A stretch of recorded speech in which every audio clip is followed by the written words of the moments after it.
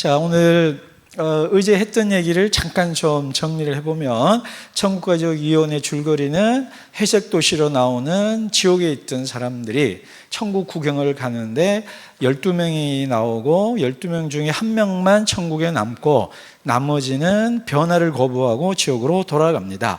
여기서 요지는 천국의 라이프 스타일이 자기한테 안 맞는 거예요. 그래서 싫어하는 거예요. 자, 그런데 이제 그러면서 첫 번째가 이제 짧게 나오는 여자 유령 얘기를 했습니다. 그 환한 빛을 보자마자 아주 이렇게 까랑하고 기 찢어지는 목소리로 싫어하고 소리 지르면서 들어간 얘기를 통해서 거룩 앞에 선 인간은 두 가지 모습이 있다. 나도 모르게 끌려가기도 하지만 내 민낯이 다 드러나니까 싫어하는 거예요. 근데 이중 양가 감정이 있는데 이것을 이제 누미누제라고 그럽니다. 근데 그 양가 감정 속에서 11명은 그러니까 거부하고 그리고 1명만 천국에 들어가는 겁니다. 그래서 오늘 우리 모두가 이게 3번의 강의 속에서 어떤 걸 선택할 거냐 이런 거를 이제 문제 제기를 하고 천국의 삶을 보여주면서 그쪽으로 가도록 유도하는 게 목적입니다. 그러면 이제 의제는 총 4명 얘기를 했습니다. 첫 번째는 이제 더벅머리 시인이라고 그래가지고 남 탓하는 거죠. 남 탓하는 것에 어쩔 수 없는 상황과 여건이 있기 때문에 그 자체를 부정하지는 않는다. 앞으로도 다 그렇습니다. 요 얘기 안 해도 그것에 긍정적인 면이 있다는 걸 인정하는 겁니다. 하지만 결론은 뭐예요? 언제까지나 남 탓하며 사는 사람의 내면 세계는 과연 천국일까요? 지옥일까요? 그리고 그 주변 사람들의 공동체라고 그럴까요? 관계라고 그럴까요? 천국일 리가 없겠죠. 그죠? 그러니 그런 얘기를 했고, 두 번째는 빅고스트, 큰 남자, 덩치 큰, 이렇게 덩치 크다는 것에서 상당히 권위적이고, 조금 이게 키 크고 체격 좋으신 분들을 이렇게 하는 거 아니지만, 키 크고 이런 사람들이 뭔가 이렇게 압도하는 그런 거 있잖아요. 그러니까 그런 어떤 이미지를 하기 위해서 이제 빅이라고 해놓은 겁니다. 그래서 이 사람은 이제 권리 주장을 계속했고, 이제 회사 이제 사장이었는데 직원 살인자가 오니까 이제 권리를 주장하면서 이렇게 싸우죠. 그래서 권리를 주장하는 것은 정당하다. 정의의 기본은 각자에게 정해진 몫을 정당한 몫을 주는 게 정의입니다. 일을 많이 한 사람은 많이 받아가는 게 정의죠. 그리고 적게 한 사람은 좀 적게 받고, 그렇지만 우리 사회가 건강하기 위해서는 어떻게 해요? 지나치게 많이 받으면 조금 적게 받고, 너무 없는 사람은 좀 나눠주는 것이 또 우리 사회의 평화도 되는. 근데 이것에 대한 정의론의 입장은 다릅니다. 아니, 많이 받으면 끝내야지 왜 주냐, 이런 정의론을 주장하는 사람도 있습니다. 하여간 그 얘기를 하면서 결국은 권리 주장하는 곳에는 경쟁과 갈등과 분쟁밖에 안 남습니다. 우리 사회 얘기도 있지만 내 권리만 주장하면, 여러분 여기서도 권리 주장만 하면, 그죠? 사랑의 관계가 안 되는 거예요. 그러면 지옥이 되는 겁니다. 그런 얘기를 했고, 그래서 권리보다 더 조금 초과해야 되는 게 뭐다? 은혜라는 거예요. 그래서 이 빅고스트가 나는 잡이 필요 없어, 권리만 있으면 돼, 이런 얘기를 합니다. 그래서 그 얘기를 했고, 그 다음 3번째는 주교 유령. 그러니까 하나님에 대해서 많이 알지만 막상 하나님을 경험한 것도 없이 하나님에 대해서 말만 많이 하는 사람. 자, 우리 다 똑같죠? 아는 거는 교회 오래 다니면 좀 알잖아요. 그러나 행함은 안 따라가는 우리 모습을 얘기를 했고, 4번째는 중산 못 쓴 유령이라고 해가지고 그러니까 장사를 해야 된다. 지옥이 더 좋은 지역으로 만들려면은 이게 장사를 하면은 사람들이 모이고 해서 잘 된다라는 얘기를 하지만 그 이면에 뭐가 있어요? 불안이 있는 거예요. 그러니까 우리 시대죠. 그러니까 불안하니까 뭐예요? 자꾸 경제적인 것 아니면 지위나 뭔가 이런 소위 스펙이라고 상징되어지는 외적인 것으로 내 내면 세계의 불안을 달래고 그것으로 해결을 하려고 하지만 근원적인 불안을 해결될 수가 없거든요. 그래서 그런 얘기 4명 얘기를 했고, 이제 오늘도 이제 4명 얘기를 오전에 하고 오후에 4명 얘기를 또 하도록 하겠습니다. 첫 번째는 냉소적 유령인데요. 제가 이 PPT를 잘 못 만들어서 좀 재미나이나 이런 게다 계속 요구를 많이 해서 만드는데 그러니까 예전에 만들어 놓은 거는 14개가 있는데 14개를 3개로 만드는 과정에서 여러 가지로 뭐 이런 불상사들이 있습니다. 번호가 2개 나오고요. 근데 바라기는 1도 신경 안 쓰시길 바랍니다. 네. 자, 그래 하여간 이 냉소적 유령은, 그러니까 이 책에 보면 산전수전 다 겪은 유령이라 이렇게 돼 있어요. 그러니까 이 이상에서 뭐 우리 농담 삼아 산전수전, 공중전, 지상전 뭐 다 있다 뭐 이런 얘기 하는데요. 이 사람은 살아오면서 이게 다 본 거예요. 그러니까 냉소가 되는 거예요. 그래서 이 사람은 뭐냐면 알고 보면 다 프로파간다다, 속임수다, 선전이다, 광고다, 그렇게 얘기하는 거예요. 어릴 때 학교 가면 뭐 한다 하더니 결국 그것도 다 거짓말. 사회 가서 열심히 하면 된다, 그것도 다 거짓말. 모든 말들이 알고 보면, 따지고 보면 다 거짓말이더라. 그래서 그거 믿을 하나도 없다라는 냉소주의에 빠져 있는 사람입니다. 그리고 지옥도 와보니까 지옥에 뭐 가면 뭐 불에 막 그 소금 튀기듯이 막 뜨거워서 소리 지르고, 우리 그 영화도 우리나라 전통적인 그 뭡니까, 그 지옥 가서 심판받는 그런 거 있잖아요. 그러니까 우리 그 유교, 이게 그 불교적이고 샤머니즘적인 그 지옥에 대한 얘기들인데, 뭐 그런 데인 줄 알고 갔는데, 아니 뭐 그냥 뭐 이게 지옥이 재밌는 게요. 이 책에서 지옥은 다시 말합니다, 성경의 지옥과 좀 다른 면이 있습니다. 그렇지만 일부는 맞아요. 또 근데 하여간 이 책만 얘기할게요. 교리 빼고. 그냥 생각하면 다 지어져요, 집이. 근데 비를 못 피해. 왜요? 헛개비니까. 맞아. 이게 막 그런 얘기가 계속 나와요. 그러니까 지옥 가면 막 이렇게 그 구더기 뭐에 들어가서 나오고 뭐 막 불에 뭐 하고 막 그런 고통 받는다더니 아니잖아. 그러니까 다 거짓말이야. 그 천국 여기도 다 거짓말이야. 뭐 그러니까 뭐든지 냉소적으로 알고 보면 다 세상 속임수고 선전이고 광고고. 여러분 어제도 올라도 어느 도시 광고를 하는데 그 광고 내용하고 이게 안 맞더라고요. 막 사람들이 춤추는 장면 나오는데 우리 도시 그렇대. 그게 팩트인가요? 난 이게 갑자기 막 이렇게 따지기 시작하면 제가 한도 없이 따지거든요. 그래서 뭐 이렇게 춤추고 하는 거하고 이 도시하고 뭐가 연결되지? 연결되나요? 여러분 광고 잘 보시면 그런 거 많아요. 이미지로 하거든요. 그러니까 실제하고 다른 게 너무 많아요. 그리고 뭐 밥솥 사면은 뭐 행복하다는데, 여러분 그 밥솥 갖고 행복하십니까? 뭐 냉장고 있으면 막 그 뭡니까, 연예인이나 뭐 그런 사람들은 그래 되든가요? 그냥 있는 거지, 그죠? 그러니까 그렇게 따지면 이 사람이 맞는 거예요. 그러니까 그 견고한 영들이 와서 가자고 그러니까 이게 다 속임수다, 거짓말이다, 이런 냉소에 빠져 있는, 알고 보면 다 거짓말이다. 그래서 아무리 좋은 아침도 비가 오면 끝이라는 거. 이게 참 그 물이 반밖에 안 남았다, 반시간에 있다, 똑같은 거죠. 아무리 좋은 날에도 흐린 날도 있지만 또 좋은 날이 온다고 생각해야 되는데 결국 흐린 날로 좋은 날 다 끝나잖아. 이런 좀 그 사람입니다. 자, 다음 넘겨주시면요. 근데 이 사람의 왜 청을 고백했냐면 냉소와 불신이 많아요. 근데 냉소와 불신이 많은 경우에는 여기 나오는 것처럼 실패가 많은 거죠. 그렇게 했더니 안 됐던 경험들이 자꾸 누적이 되니까 그 누적된 것들이 결국은 세상 만사 귀찮아하고 다 거짓말이야, 뻥이야, 호황된 얘기야 라는 것으로 빠져들어가고, 그러다 보면 좋은 것도 좋은 것으로 안 보이는 거죠. 그죠? 아까 비가 오는 날은 비가 오는 날대로, 물론 이제 극단적인 경우가 일반적으로 얘기하겠습니다. 비가 오는 날은 비가 오는 날대로 또 좋잖아요.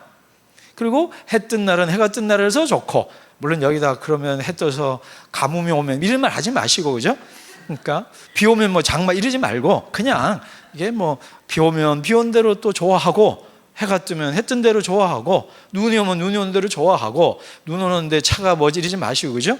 그러니까 그렇게, 그러니까 긍정적인 긍정적으로 받아들이고 나쁜 거는 분노하면 되는 건데, 그러니까 진리에 대한 기준이 없어지는 거예요.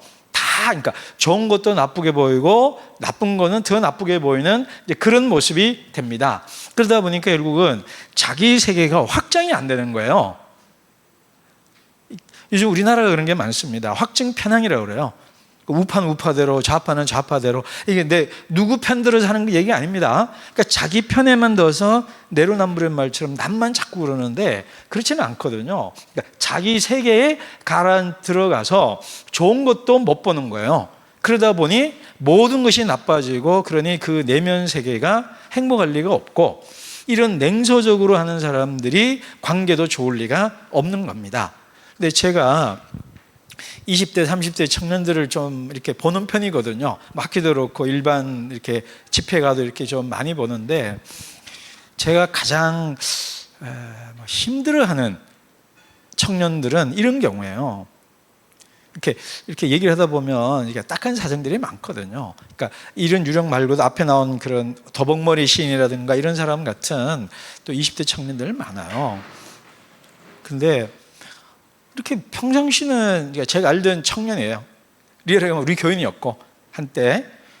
근데 얘기를 하는데 그렇게 말수도 별로 없고 평상시 말도 안 하고 말을 해도 잘 조금 이게 버벅대거나 뭐 이러던 친구인데, 한 번은 얘기를 하는데 말을 너무 잘하는 거예요. 이 친구가 이렇게 말을 잘하고 길게 얘기한 거 처음 봤어요. 이게 대표 케이스는 많아요. 근데 그 내용이 뭐냐, 자기가 안 되는 이유를 1에서 100까지 조목조목 논리적으로 아주 잘 설명하더라고요. 놀래가지고, 너 이렇게 똑똑했니? 너 이렇게 분석력이 좋았니? 너 이렇게 논리적이니? 나 깜짝 놀랐어요. 그래서 야, 그러면 그 많은 안 되는 이유 100가지 논리적으로 분석할 줄 알면 되는 이유 한 가지라도 찾아봐야 되지 않냐? 되는 거 없대. 그러니까 이런 청년이 우리 교인만이 아니라 많아요. 그러니까 많다기보다는 좀 봤어요. 이게 직설로 할까 어떻게 할까요? 그렇게 살아야지 뭐 어떡하고 있어요. 안 되는 이유만 집요하게 파두고 들어. 그러면 어떻게 돼요? 안 되는 거예요. 물론 여러분 뭐든지 된다는 것도 문제잖아요. 그죠? 그러나 뭐든지 안 된다는 사람도 그러면 안 되는 거예요. 뭐 안 되지 어떻게 되겠어요? 말한 대로 되는 건데, 우리 유명한 윤호님까지도 말하는 대로 된다고 하는데, 그죠? 알죠, 노래? 예. 그러니까 말하는 대로 되는데 말하는 대로 되는 거예요. 그러니까 안 되는 이유만 자꾸 찾으니까. 그래서 제가 좋아하는 빅터 프랭클이라는 그 로고 테라피 만든 정신과 의사, 아우슈비츠에서 살아남은 사람 중에 그 한 명입니다. 정신과 의사였는데, 그분이 있으면 이제 죽음의 수용소에서라는 유명한 책이 있습니다. 그 책에 보면 제일 뒤에 이런 얘기가 나와요. 어느 어머니가 자기 신세 한탄을 하는 거예요. 나는 뭐 남편이 이래서 그렇고 뭐가 어떻고 막 하면서 막 한탄하면서 그러니까 빅터 프랭클이, 근데 당신 그렇게 힘든데 내가 들어도 힘들다. 근데 어떻게 버티고 사냐? 그러니까 아들 때문에 산다는 거예요. 그럼 얘부터 생각을 바꿔라. 내 아들 때문에 산다는 얘기만 계속 생각하라 이거예요. 아들 때문에 힘을 내야 되고 더 열심히 살아야 되고 잘해야 되겠다, 이 생각을 하면 되지, 자꾸 안 되는 99가지를 묵상하지 말고 살아야 될 이유 하나에 의미 부여를 하라는 거예요. 그 의미 부여를 해서 살면은, 그래서 로고 테라피에서 로고가 로고스라는 말인데, 이 프랭클은 이게 의미라는 뜻을 씁니다. 의미 치료라고. 그래서 조금 이게 자기 스스로 의미를 부여하라는 얘기예요. 그래서 이분이 정말 중요한 게 이런 얘기를 해요. 게슈타포가 자기를 때렸다는 거예요. 그리고 우리가 화를 내거나 분노하거나 뭐 여러 가지 감정이 있잖아요. 너 왜 화내니? 그러면 제가 나 때려서요 그러잖아요. 프랭클은 그렇지 않다고 그래요. 때렸는데 여러 가지 옵션이 있는데 나는 화를 내는 걸 내가 선택했다라는 거예요. 동의가 되나요? 화를 내기로 내가 선택을 했다는 것이지, 화를 제가 때렸기 때문에 내가 화를 내는 건 아니라는 거예요. 이해되나요? 슬퍼하기로 내가 선택을 한 거고요, 해피하기로 내가 선택을 한 거지, 제가 뭘 해서 내가 이렇게 했어, 탓을 누구한테 하는 거예요? 상대방에게 하는 거거든요. 그렇지 않다라는 거예요. 그래서 내가 선택했다는 걸 자꾸 간과한다는 거예요. 이 사람도 그런 경우입니다. 그래서 내가 해야 할 일 하나도 못하고 좋아하는 일 하나도 못하고 인생 날려버렸다는 거예요. 스크루테이프의 편지에 나와요. 그러니까 마귀가 유혹하는 법 중에 하나가 그거예요. 이거 해봐도 소용없고 저거 해봐도 소용없고, 그러면 해야 될 일, 의무로 해야 될 일도 안 하게 되고 좋아하는 일도 안 하게 되는 거예요. 그죠? 그래서 자기 삶을 지옥으로 만드는 이제 그런 경우입니다. 자, 다음 넘겨볼까요? 근데 한편으로 보호막도 필요합니다. 그죠? 이해되시죠? 우리 자기를 지켜야 되잖아요. 그러니까 너무 긍정적이고 낙관적인 생각에 빠져서 될 거라고 생각했다가 안 되고 나면 결국 사실은 상처받는 거는 자기 자신이잖아요. 그런 면에서 좀 그러니까 긍정적인 의미를 쓰면은 약간의 비판적 거리두기를 한다는 점에서 필요는 합니다. 그죠? 그렇지만 우리 여호수아와 갈렙 얘기 안 해도 뭐 어떻게 잘 아시죠? 그죠? 나머지 10명은 뭐만 봐요? 문제만 보지만 여호수아와 갈렙은 하나님을 보는 거예요. 여러분, 예수님이 오병이어 사건을 읽을 때 그 제자들이 뭐 몇 달란트 얼마가 필요합니다 얘기하잖아요. 아주 산수적으로 뛰어나지만 중요한 상수 하나를 놓쳤어요. 예수님이라는 존재를 빼고 계산한 거예요. 그렇잖아요.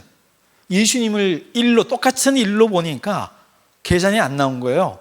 예수님은 우리 5,000명, 10,000명 창조하신 분이고 능히 먹일 수 있는 분이라는 산수를 안 하고 계산하니까 답이 안 나오는 거예요. 그죠? 그러니까 우리에게 하나님이 주신 그 의미, 그리고 나를 창조하신 이유에 주목하면 우리가 새로운 삶을 살 수 있는데, 그렇지 않으면 자기 안에 갇혀서 불신하고 책임을 외부로 돌리고 변화를 거부하는 거예요. 그래서 내 삶을 지옥으로 만드는 법은 아주 쉬워요. 그리고 사실은 스크루테이프도 나오고요. 지옥으로 가는 길은 완만하게 경사가 살짝 아래로 가 있다는 거예요. 그러니까 지옥 가는 길은 에스컬레이터도 아니고 뭡니까? 이게 이렇게 쭉 내려가게 돼 있다는, 가만히 서 있어도. 근데 천국 가는 길은 우리 아까 식탁에서 했던 것처럼 노동이 필요하거든요. 그래서 우리 노력해야 합니다. 그게 뭐냐면 자기 변화입니다. 내가 변화되어야 된다는 겁니다. 자, 첫 번째 유령 넘어가고요. 자, 두 번째는 수치심 유령이에요. 이 유령은 너무너무 재밌는 유령입니다. 어떤 유령이냐면 이게 말끔하게 차려입은 유령이에요. 옷을 이렇게 아주 멋있게 이쁘게 딱 입고 있는 유령인데, 이게 책에 보면 나와요. 요 나무 하나가 있고 또 나무가 있을 거 아니에요. 요 나무에 숨어 있다가 무슨 숨바꼭질을 하는 것처럼 여기 있다가 사방전을 살피고 안 보인다 싶으면 쫙 뛰어가서 저쪽 나무에 또 숨고. 왜냐? 남이 나 보는 게 싫다는 거예요. 그러니까 수치심에 빠져 있는 거예요. 그래서 나를 혼자 내버려 달라는 얘기를 계속해요. 그러니까 계속 그러고 다녀요. 그러니까 견고한 영이 와가지고 자, 나오라고 그래요. 그래도 이 영은 끝까지 안 나와요. 끝까지 안 나오고, 그러자 이 영이 그러니까 하다가 또 나오려고 그러다가 결국은 또 들어가요. 그러니까 참 안타까운 유령인데, 그러자 마지막에 유니콘이라고 말인데 이게 뿔 있는 거 있죠. 이 C.S. 루이스가 북유럽 신화를 너무 좋아했어요. 북유럽 신화를. 톨킨도 북유럽 신화로 반지의 제왕이 북유럽 신화로 매개를 한 거거든요. 그래서 톨킨하고 루이스가 절친 중에 절친입니다. 그래서 톨킨 때문에 예수 믿게 되었다고 해도 약간의 과장을 보태서 톨킨 때문에 예수 믿게 됐어요. 루이스가. 톨킨만 때문은 아닌데, 그리고 톨킨이 반지의 제왕 쓸 때 상당히 어떠신지 모르지만 자기 작품을 이렇게 자꾸 이렇게 보면 좀 솔직히 말하면 쪽팔리거든요. 그죠? 남들은 좋다고 그러는데 나는 좀 자꾸 이게 책이 되려나? 물론 그러고는 또 자부심도 있고 그러실 것 같아요. 저도 그렇거든요. 한없이 쪽팔리면서도 한없이 자부심 와가는 이게 왔다 갔다 하는데, 톨킨이 반지의 제왕을 쓰고 난 다음에 조금 서론을 일부 써가지고 잉클링즈라고요. 목요일 오전에 펍에서 항상 이 사람들은 영국 사람들이라 펍에서 대성 얘기 줄까요? 맥주 마시면서 담배 피면서 서로 문학작품 얘기하는 독실한 기독교인들입니다. 자, 그런 독실한 한국적 독실한이 돼야 돼요. 네. 하여간에 그때 루이스가 아주 극찬해주고 계속 칭찬해줬다 그래요. 격려해주고. 그래서 톨킨의 고백이 뭐냐면 루이스 때문에 반지의 제왕이 나왔다. 이럴 만큼 이제 둘이 친구거든요. 근데 내가 왜 갑자기 그 얘기를 왜 했죠? 너 길을 잃어버렸습니다. 미안합니다. 응? 북유럽 신화 좋아한다가 갔군요. 죄송합니다. 이제 다시 돌아올게요. 그래서 톨킨하고 그렇다고 얘기해 준 거고, 근데 유니콘이 나온 거예요. 유니콘이 갑자기 수치심 유령하고 얘기하는데, 숨어서 얘기하는데, 저기서 막 그 때가 이게 달려오니까 뭐 우리 코끼리 달려오듯이 쿵쿵거리면서 달려오는데, 밝은 빛을 띠고 신화적 존재가 달려오니까 그쪽을 보게 되겠죠. 그러면서 시선을, 그 유니콘을 봐요. 그 순간 이 수치심 유령의, 그 유령이 헛개비라고 그랬잖아요. 살짝 이렇게 견고해지는, 몸이 좀 나오는 듯 하다가 끝나버려요. 그래서 이게 결국은 이 유령이 변화되었다는 가능성도 보여주고 안 변화됐다는 가능성도 주는 조금 애매한 위치입니다. 근데 여기서 요지는 뒤에까지 제가 다 얘기하고 있는데, 이 견고한 영이 하는 말이 뭐냐면, 너는 어떻게 한 번도 옆을 안 보니?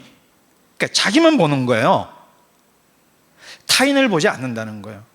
그래서 타인을 보라고 유니콘을 딱 뜨니까 나만 보다가 딱 봤다 이 말이에요. 그것만으로도 이 사람은 변화될 수 있는 가능성이 있다는 얘기를 해주는 거예요. 그러니까 오늘날 우리가 나르시스트 시대거든요. 그죠? 자기만 아는, 자기 만족만 추구하는. 근데 이 유령, 그러다 보면 쓸데없는 자부심도 빠지지만 쓸데없는 위축이 많이 되거든요. 그런데 이 유령은 뭐냐면 너 옆을 보라는 거예요. 자, 넘겨봅시다. 그래서 타인의 시선을 너무 생각하는 거예요. 사실 우리 한국은 타인의 시선에 아주 강한 나라잖아요. 남복이 뭐해서 뭐 애들 공부하는 거, 돈 버는 거, 집이니 차니 또 뭐 옷이니 자기한테 맞는 것이 아니라 남복이 부끄럽지 않는 것, 또는 남한테 좀 내세울 만한 것이 기준인 우리 문화가 있거든요. 그러다 보니까 타인의 시선이 있는데, 근데 자기 모습을 못 받아들이는 거예요. 근데 자기 모습을 못 받아들이는데 이면으로 돌아보면 자기에 집착하는 거예요. 자기만 사랑하는 거예요. 자기만. 그러니까 우리는, 그래서 지옥의 문은 안쪽에 잠겨 있다는 말이 여기 나와요. 그러니까 자기가 자기 안에 갇혀가지고 자기가 문을 열고 안 나온다는 거예요. 그러니까 여기서 얘기 좀 할게요. 성경에는 어제도 얘기했지만 마태복음과 요한복음의 지옥관념이 조금 달라요. 한국은 마태복음적 지옥관념이 강합니다. 마태복음 뭐예요? 그러니까 양과 염소 가르고 슬피 울미 이를 갈미 있으리라 그러고, 그죠? 이렇게 천국과 지옥이 있고 실제하고, 천국과 지옥이 실제하고, 두 번째 그것을 누가 결정하냐면 하나님이 결정해요.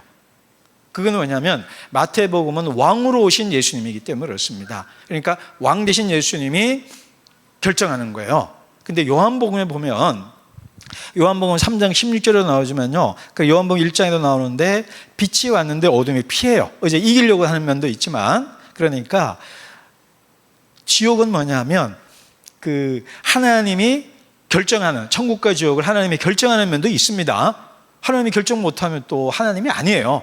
그렇지만 성경에 그것만 있는 게 아니고 요한복음적 맥락에서는 인간이 지옥을 선택한다는 면도 있습니다. 이 두 개가 논리적으로는 좀 상반돼요. 그렇지만 성경에 공존합니다. 그래서 이게 아까도 얘기했지만 논리적으로 따지면 하나가 모순은 하나는 틀려야 되잖아요. 근데 둘 다 맞다고 봐야 되고, 오늘 한국의 21세기 현대인들에게는 하나님이 너 천국 너 지옥 하는 이런 왕 되신 그 하나님의 어미로우심, 거룩하신 모습을 우리가 잃어버리거나 약화시키는 절대로 안 되지만, 현대인들의 소구력은 요한복음적 천국과 지옥 관념이 더 합리적으로 받아들일 수 있습니다. 내가 문 밖에서 두드리노니 내 문을 열고 들어오면 내가 그 길로 들어간다 그러잖아요. 그러니까 우리가 예수님 밖에서 문을 두드려도 내가 문을 열지 않으면 예수님이 못 들어오신다는 거예요. 요한계시록에 나오는 거는. 그러니까 이런 개념이에요. 그러니까 내가 내 삶을 지옥으로 만들어 놓고 빛 대신 예수님이 내 삶에 들어오는 것을 거부하는 것 자체가 지옥이고, 그것을 예수님 무능하다는 의미가 아니고 예수님 못해서가 아니라 우리의 자유의지를 존중해 주기 때문에 그것을 함부로 하지 않는, 무례하지 않는 하나님이에요. 그러다 보니까 내가 선택한 것은 자기 선택인 거예요. 그래서 성경에는 마태복음과 요한복음에 나오는 천국과 지옥에 대한 관점이 조금은 다양성을 갖고 있다. 근데 우리는 마태복음적 천국과 지옥에 대한 관념이 너무 강하다. 그래서 요한복음적인 것도 있어서 좀 약간의 보완은 될 필요가 있다. 그리고 21세기 현대인들에게, 한국의 크리스찬들에게로 좀 집중한다면 지옥 가서 하나님 너 벌 줘, 이것도 필요합니다. 그게 여전히 유효해요. 그렇지만 요한복음적인 오늘 루이스가 말하는 이런 지옥 이해가 현대인들에게 설득력이 상당히 있다라고 저는 생각합니다. 그럼 둘 중에 하나를 버리는 얘기 아닙니다. 그리고 어떤 사람은요, 너 지옥 가면 벌 받아가 오히려 안 되겠네 하는 사람도 있어요. 그러니까 이게 참 어렵습니다. 이해되시죠?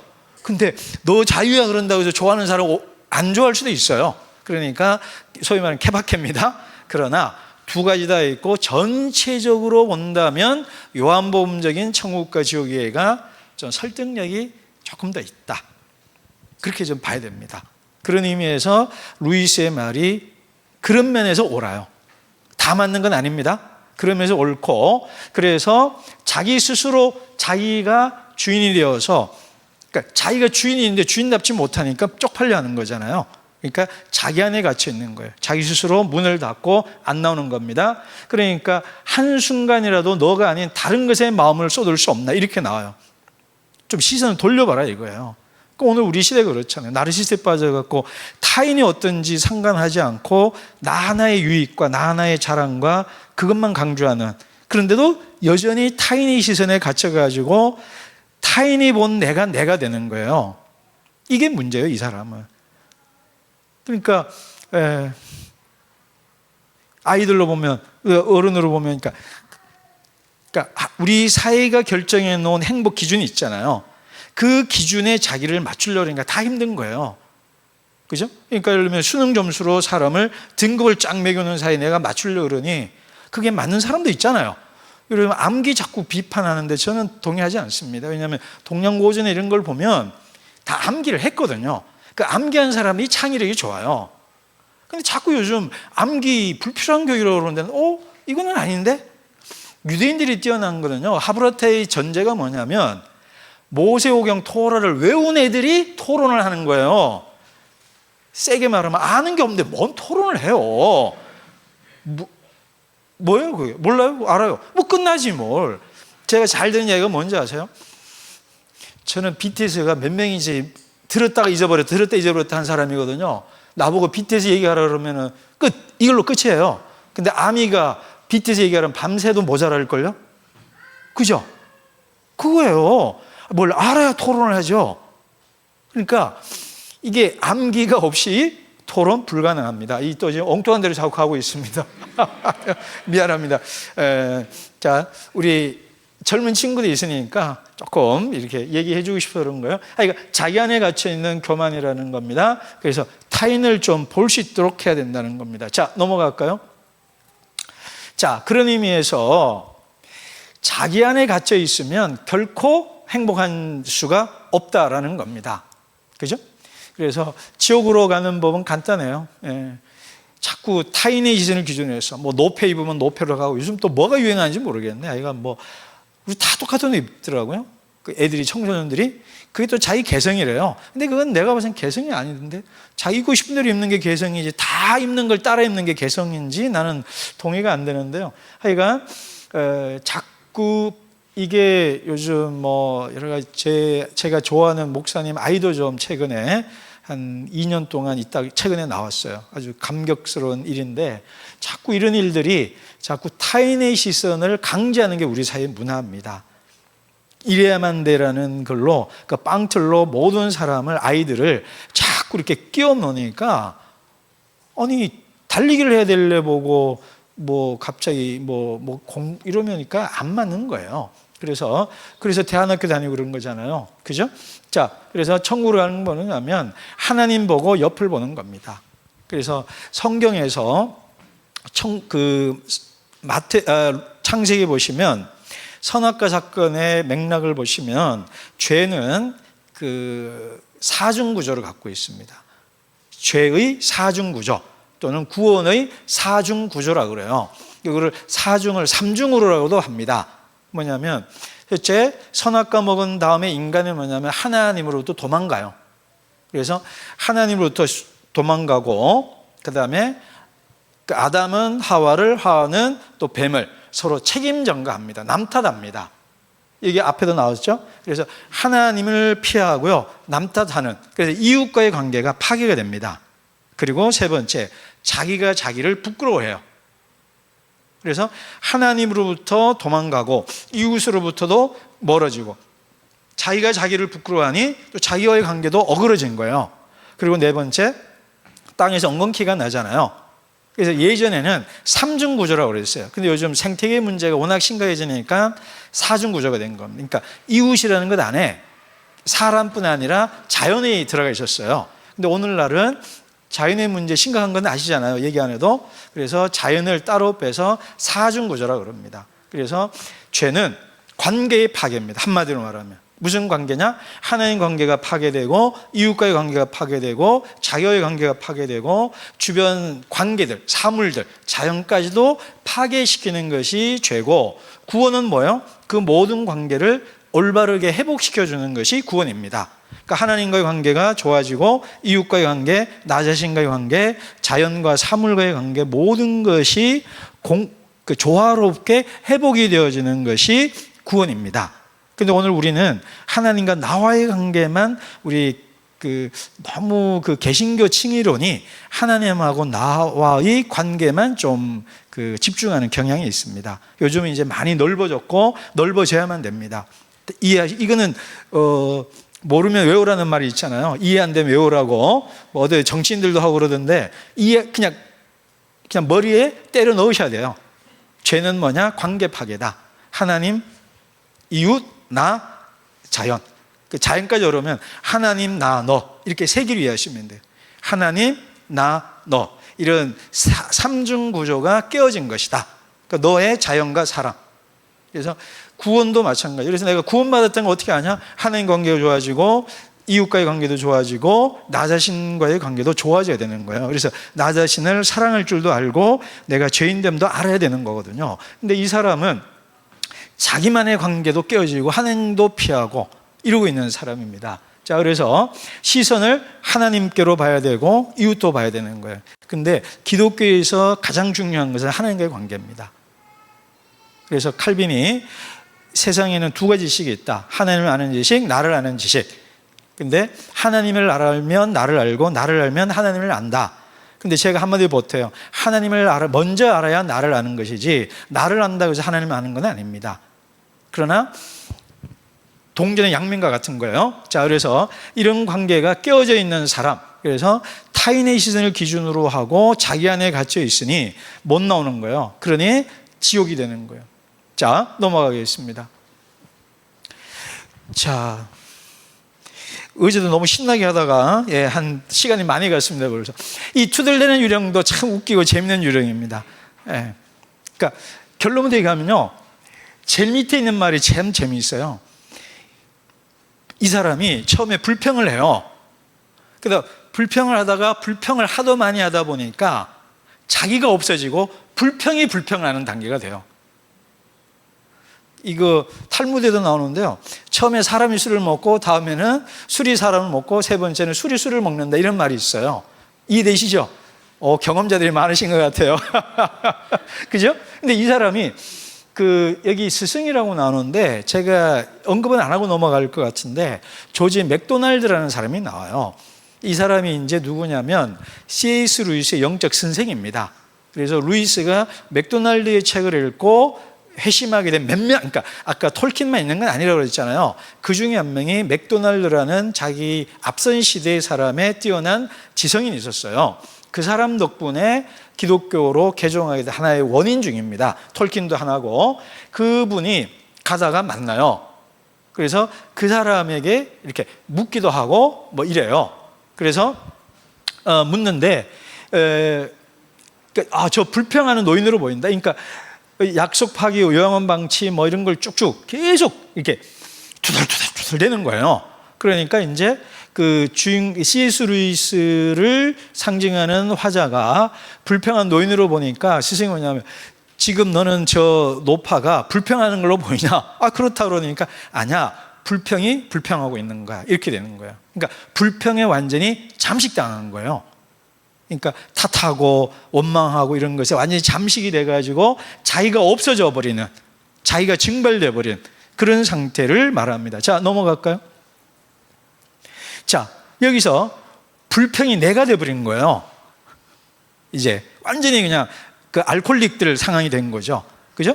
그래서 그처럼 불평이 되어가지고 그러니까 자기 끊임없이 결핍, 자기 혐오가 존재가 되어버리고 결국 자기도 파괴하고 타인도 과의 관계가 이제 단절이 되어버리는. 그런데 여기서 중요한 게 뭐냐면 그러니까 루이스가 계속 얘기하는 게요, 자기 의지라는 게 뭐냐면 이거예요. 이거는 사실은 제가 제일 좋아하는 책은 고백록이라는 책입니다. 어거스틴이 쓴.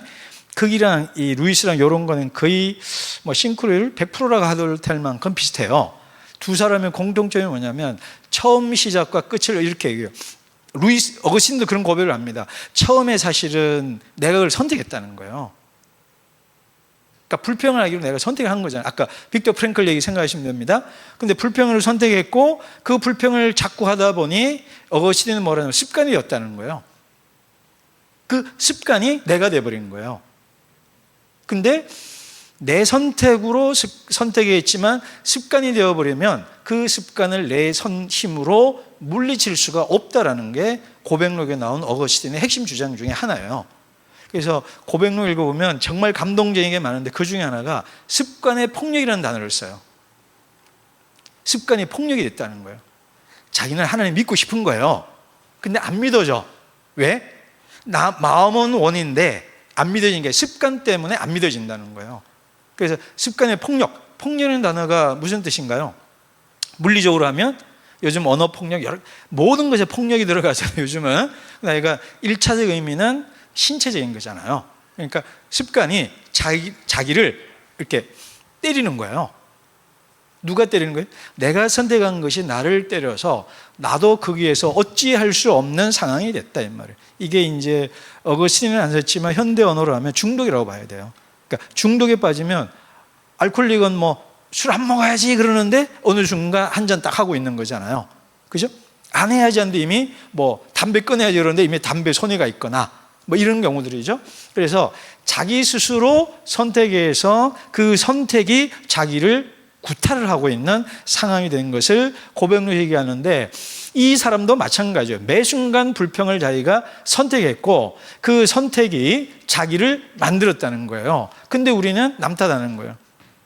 남 탓한다는 거예요. 그래서 내가 선택해서 그 자리에 있고 그래서 안전한 지옥 행길은 완만한 경사. 그게 그 스크루테이프 편지에 나와요. 아까 얘기했죠? 천천히. 그러니까 가는 줄 모르는데 가보니 나중에 나락으로 떨어져 있는 거예요. 그러니까 처음에 경사가 가파르면 안 가겠죠? 근데 편하잖아요. 살짝 내려가니까. 그 가다가 마지막에 지옥이 떨어진다는 거예요. 자, 넘어가 볼까요? 그래서 결국은 인격이 되고 습관이 되는 거죠. 그런데 우리가 감사하고 이게 척하는 게 어디 나오느냐면 순전한 기독교 나와요. 거기 보면 재미난 얘기가 있습니다. 가장하기라는 게 나와요. 뭔 척하기를 하라는 거예요. 그러니까 이러면 이거죠. 감사한 게 없어도 감사하는 척이라도 해보라는 거예요. 그걸 자꾸 하다가 보면은 그게 습관이 되고 인격이 된다는 거예요. 그래서 진짜 감사하게 되고 감사하는 존재가 된다라는 얘기를 그 C.S. 루이스 순전한 기독교 4부에 나와요. 저는 아주 인상 깊었어요. 이 또 부정적으로도 이해할 수도 있겠죠. 그렇지만 긍정적으로 이해하십시오. 이렇게 의도적으로 어려운 상황에서도 감사하고 기뻐하는 노력을 자꾸 해보면 그것이 피드백이 돼요. 선순환 구조를 만들어내는 거예요. 그래서 나도 모르게 감사하게 되고 감사가 습관이 되면 해보면 알지만 감사가 습관이 되면 감사할 일이 자꾸 많아지고요. 불평을 하게 되면 불평할 일이 자꾸 많아지고요. 눈에 보이는 게 다 뭐예요? 불평할 일이에요. 근데 감사하는 사람은 눈에 보이는 게 다 감사야. 그죠? 그러니까 그런 면에서 루이스가 가장하기, 예수 믿는 사람으로 산다는 것은 가장하기다, 척하기다. 아니어도 감사하는 척 해보라 이 말이에요. 이것도 오용되면 안 되지만 아주 긍정적인 메시지로 여러분 받아들이시면 됩니다. 자, 그래서 뭐 지옥으로 가는 법 쉬워요. 그냥 하던 대로 불평하는 게, 여러분 불평하는 게 쉬워요? 감사하는 게 쉬워요? 무르나 많아죠? 화내고 불평하고 남 탓하고 이게 얼마 노력 안 해도 돼요. 지옥은 노력 안 해도 됩니다. 안 그런가요? 지옥 가는데 노력 안 해도 돼요. 그냥 가만히 있으면 갑니다. 그런데 천국 가려면 안 감사한데도 감사하다고 뭐 희망 고문, 감사 고문을 해야 돼요. 그러다 보면 감사할 게 보이고 그 감사할 것이 내게 선순환이 되어서 감사가 넘쳐나는 거예요. 그건 진짜 맞습니다. 뭐든지 감사하다 그러면 진짜 감사할 게 많아요.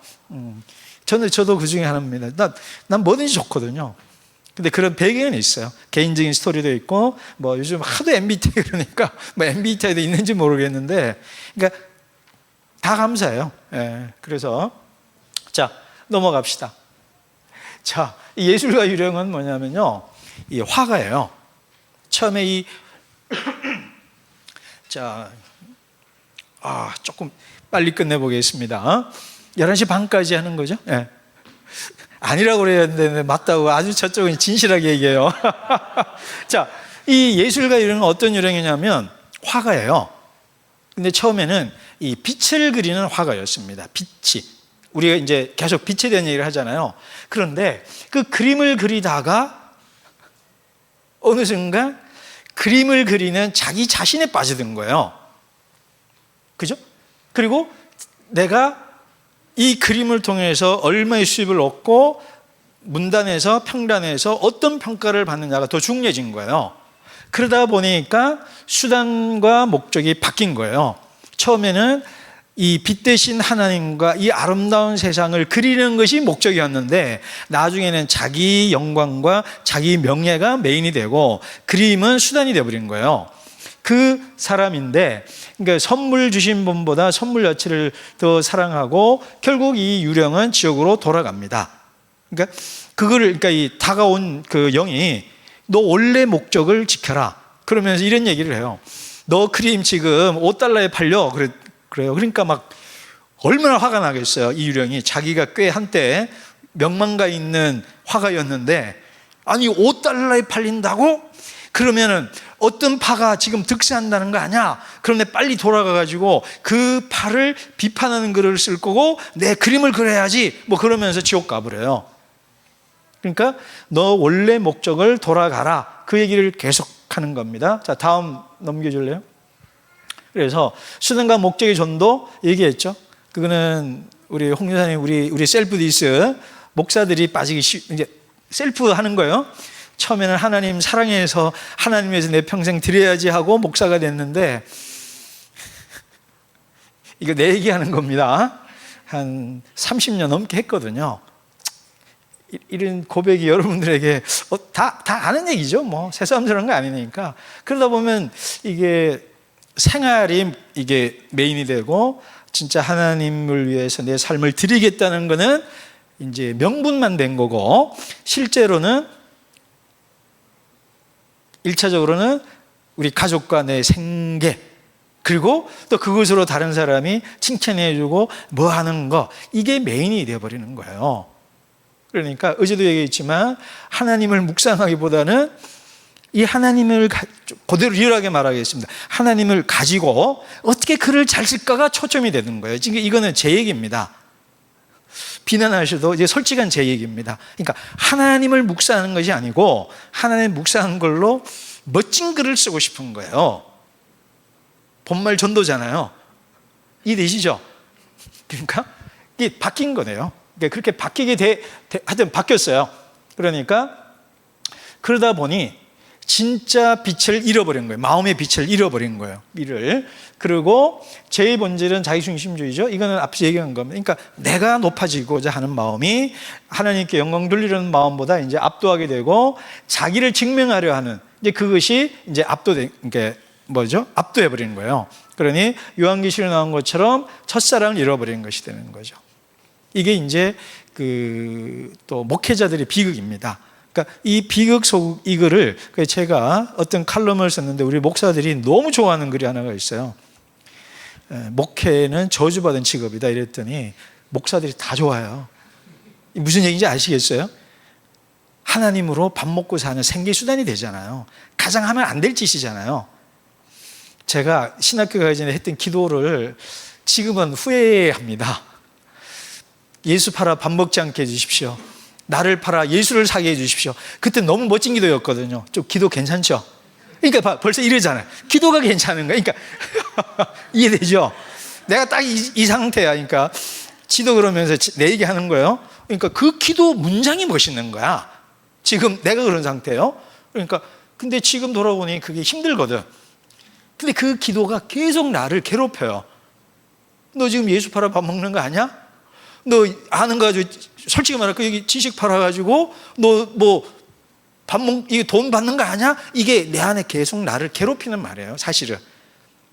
근데 그 괴롭히는 것 때문에 덜 나빠질 수도 있지만 괴롭히는다는 건 내가 그만큼 그런 상태가 되어가거나 있거나 일부 있거나 하다는 증거입니다. 그러니까 우리에게 그런 게 있어요. 여러분도 마찬가지입니다. 그래서 신앙생활을 탕자 얘기를 하면 참 맞습니다. 처음에 우리는요, 탕자처럼 교회 와요. 우리 여기 그래도 좀 부정한 거 많고 더 좀 더 알아가야 되겠고 다들 보니 너무 좋고 탕자 같아. 다 은혜야. 근데 그냥 연수를 하면 5년 10년 지나면 누가 되냐면 첫째 아들이 돼요. 이게 왜 저래? 이거 뭐 어떻고 목사가 이렇고 저 장로는 어떻고 저 집사는 어떻고. 그러니까 첫째 아들이 되는 거예요. 근데 그게 탕자 얘기가 이 신앙의 여정이에요. 그러니까 우리는 둘째 아들에서 첫째 아들이 되기 쉽습니다. 근데 많은 사람이 여기서 끝나요. 근데 우리는 어디로까지 가야 되냐?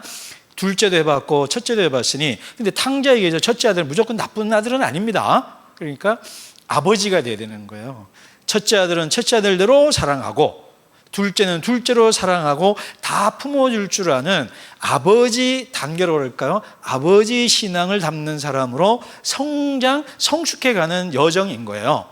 그래서 그리고 또 하나, 이거는 여정이면서도 국면이에요. 우리 안에 탕자도 있고 첫째도 있고 아버지도 있어요.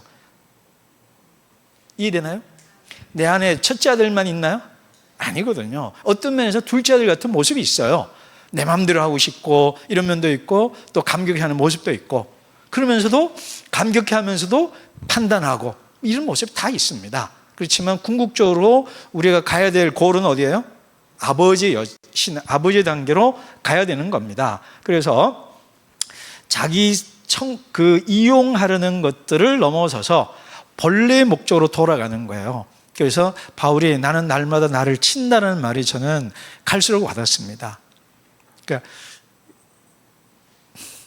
원래 제 약속의 말씀이 요한복음 15장 5절인데 나는 포도나무를 가지니 그가 내 안에 내가 그 안에 있으면 이 사람은 과실을 많이 맺나니 너희가 나를 떠나서는 아무것도 할 수 없습니다. 야, 이건 완전히 나를 위한 말씀이에요. 제가 요즘 좀 괜찮거든요. 책도 많이 쓰고 막 괜찮아요. 내가 봐도 뿌듯해요. 그러다 보니까 하나님이 나에게 딱 맞는 말씀 주셨어요. 너 나 떠나면 아무것도 할 수 없어. 그러니까 그 말씀을 딱 이렇게, 그러니까 연구실, 내 방, 사무 다 박아놨거든요. 그러니까 막 맨날 봐, 그냥. 아이고, 하나님 떠나면 나가리다. 이래가지고 맨날 봐야 됩니다. 그래가지고, 나가리란 말에 아주 은혜를 받으시는군요. 그래서 우리 목사는 목사대로 우리 안에 본말 전도되는 걸 조심해야 되고, 신앙생활을 할 때도 마찬가지입니다. 처음 올 때 마음하고 10년 지나면, 그죠? 교회는 안 바뀌었는데 내가 바뀐 거지. 물론 또 교회가 바뀔 수도 있고. 그래서 오늘 우리 자기 자신에게 적용합시다. 그죠?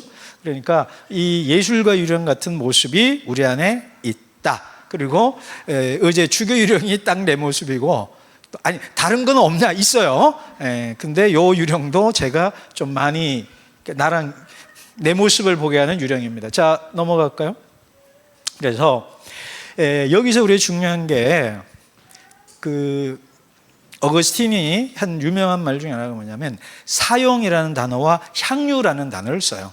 사용이라는 단어는 영어로 유스고 향유라는 단어는 영어로 enjoy예요. 그러니까 하나님이 주신 것은 사용해야 될 게 있고 향유해야 될 게 있다 이 말이에요. 사용이라는 단어는 어떤 여러분 이 음식, 물 이게 향유해야 되나요? 사용해야 되나요? 사용해야 되는 거예요. 그냥 내가 목마르니까 물을 마시는 거고, 그죠? 커피 향도 좋고 뭐 이래서 커피, 그 다음에 돈, 사용해야 돼요? 향유해야 돼요? 사용해야 되는 겁니다. 그러니까 어거스틴이 말한 건 뭐냐면 사용해야 될 것을 향유하고 하나님만 향유하라 그래요. 요거 조금 저는 이제 너무 어거스틴이 그 부분이 약간 사람들이 향유해야 되는데 약간 그런 게 있어요. 그래서 그러니까 향유해야 될 것을 사용하고 사용해야 될 것을 향유하는 것이 문제다라는 게 어거스틴의 주장이에요. 그래서 이 고대 사람이니까 존재론 즉 하이어라키즘이 있어요. 하나님이 재료에 있고 사람이 있고 이렇게 쭉쭉 그러니까 있고 그다음에 이제 사람이 있고 동물이 있고 식물이 있고 이런 식으로 그냥 쭉 나눠요. 그러면 거기에 맞게 사랑하라는 거예요. 근데 그 말은 일리가 있어요. 그죠? 하나님을 하나님만큼 사랑하면 되고 사람은 사람으로 사랑하면 되는 건데 사람을 하나님처럼 사랑하거나 하나님을 사물로 낮추거나 이게 다 우상 숭배고 우리를 파괴시키는 거예요. 그래서 사랑의 질서가 어거스틴에서 아주 중요한 얘기입니다. 제가 고백록 중에 잊지 못하는 말들이 몇 개 있는데 그 중에 하나가 뭐냐면 내 영혼의 무게는 사랑의 무게다 그래요. 와, 개감동 아닙니까? 내 영혼의 무게는 사랑의 무게다. 이건 두 가지 뜻이 있어요. 하나는 내가 사랑하는 것에 끌리잖아요. 그죠? 예를 들면 뭐 돈에 끌린다, 아니면 뭐 직위, 자리에 된다, 아니면 뭐 뭔가 끌리는 게 있잖아요. 그런 그 끌리는 게 나라는 거예요. 사실은 그런 맥락이 1차예요. 근데 저는 우리 현대인에게는 내가 사랑한 만큼 내 영혼의 무게인 거예요. 내 영혼의 무게. 그래서 하나님이 주신 것을 향유할 줄 알아야지 향유할 것은 향유하고 사용할 것은 사용해야 되는데 이 사람이 반대가 돼버린 거예요. 하나님을 사용하고 자기 명예는 향유해버린 거예요.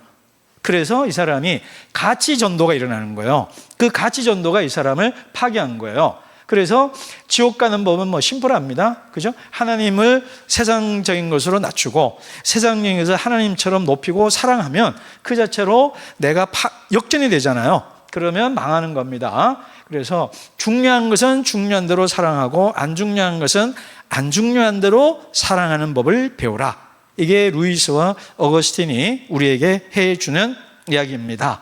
자, 그 다음은 끝나는 거죠. 자, 그래서 어제 4명, 오늘 4명 속에서 일관된 얘기는 뭐예요? 하나님 우리에게 천국의 삶을 열어주시고 콜링하고 있어요.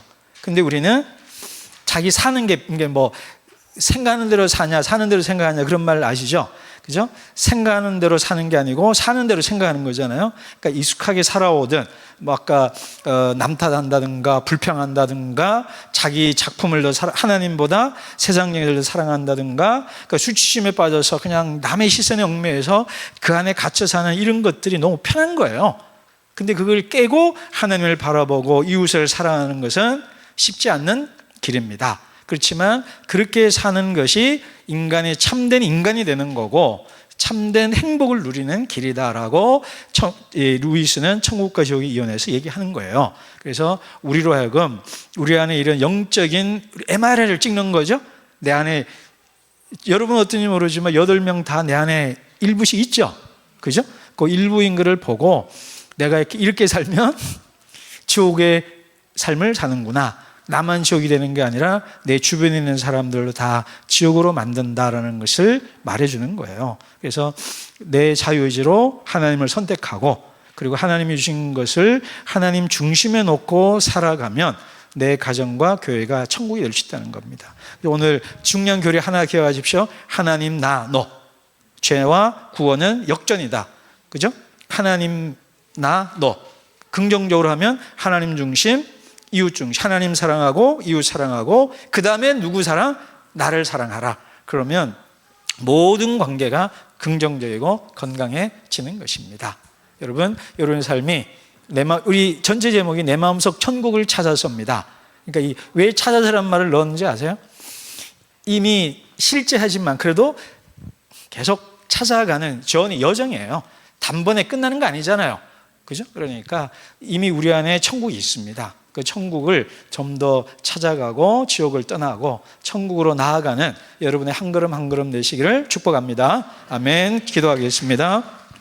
하나님 감사합니다. 내 마음에, 내 삶에 나도 몰랐던, 아니 나도 알고 있었지만 싫었던 그런 지옥 같은 내 선택의 삶들을 오늘 내 민낯을 보았습니다. 그런 우리에게 다시 한번 천국의 아름답고 환하고 밝고 따뜻한 세상으로, 천국의 세상으로 우리를 초청해 주신 주님의 은혜를 감사합니다. 내 마음을 열고 하나님을 제일 사랑하고 가족과 이웃과 교회를 서로 사랑하고 그리고 사랑으로 섬기는 종이 됨으로써 참된 행복을 향유할 수 있는 저와 우리 모두가 되기를 소망합니다. 예수님 이름으로 기도합니다. 아멘. 네, 감사합니다.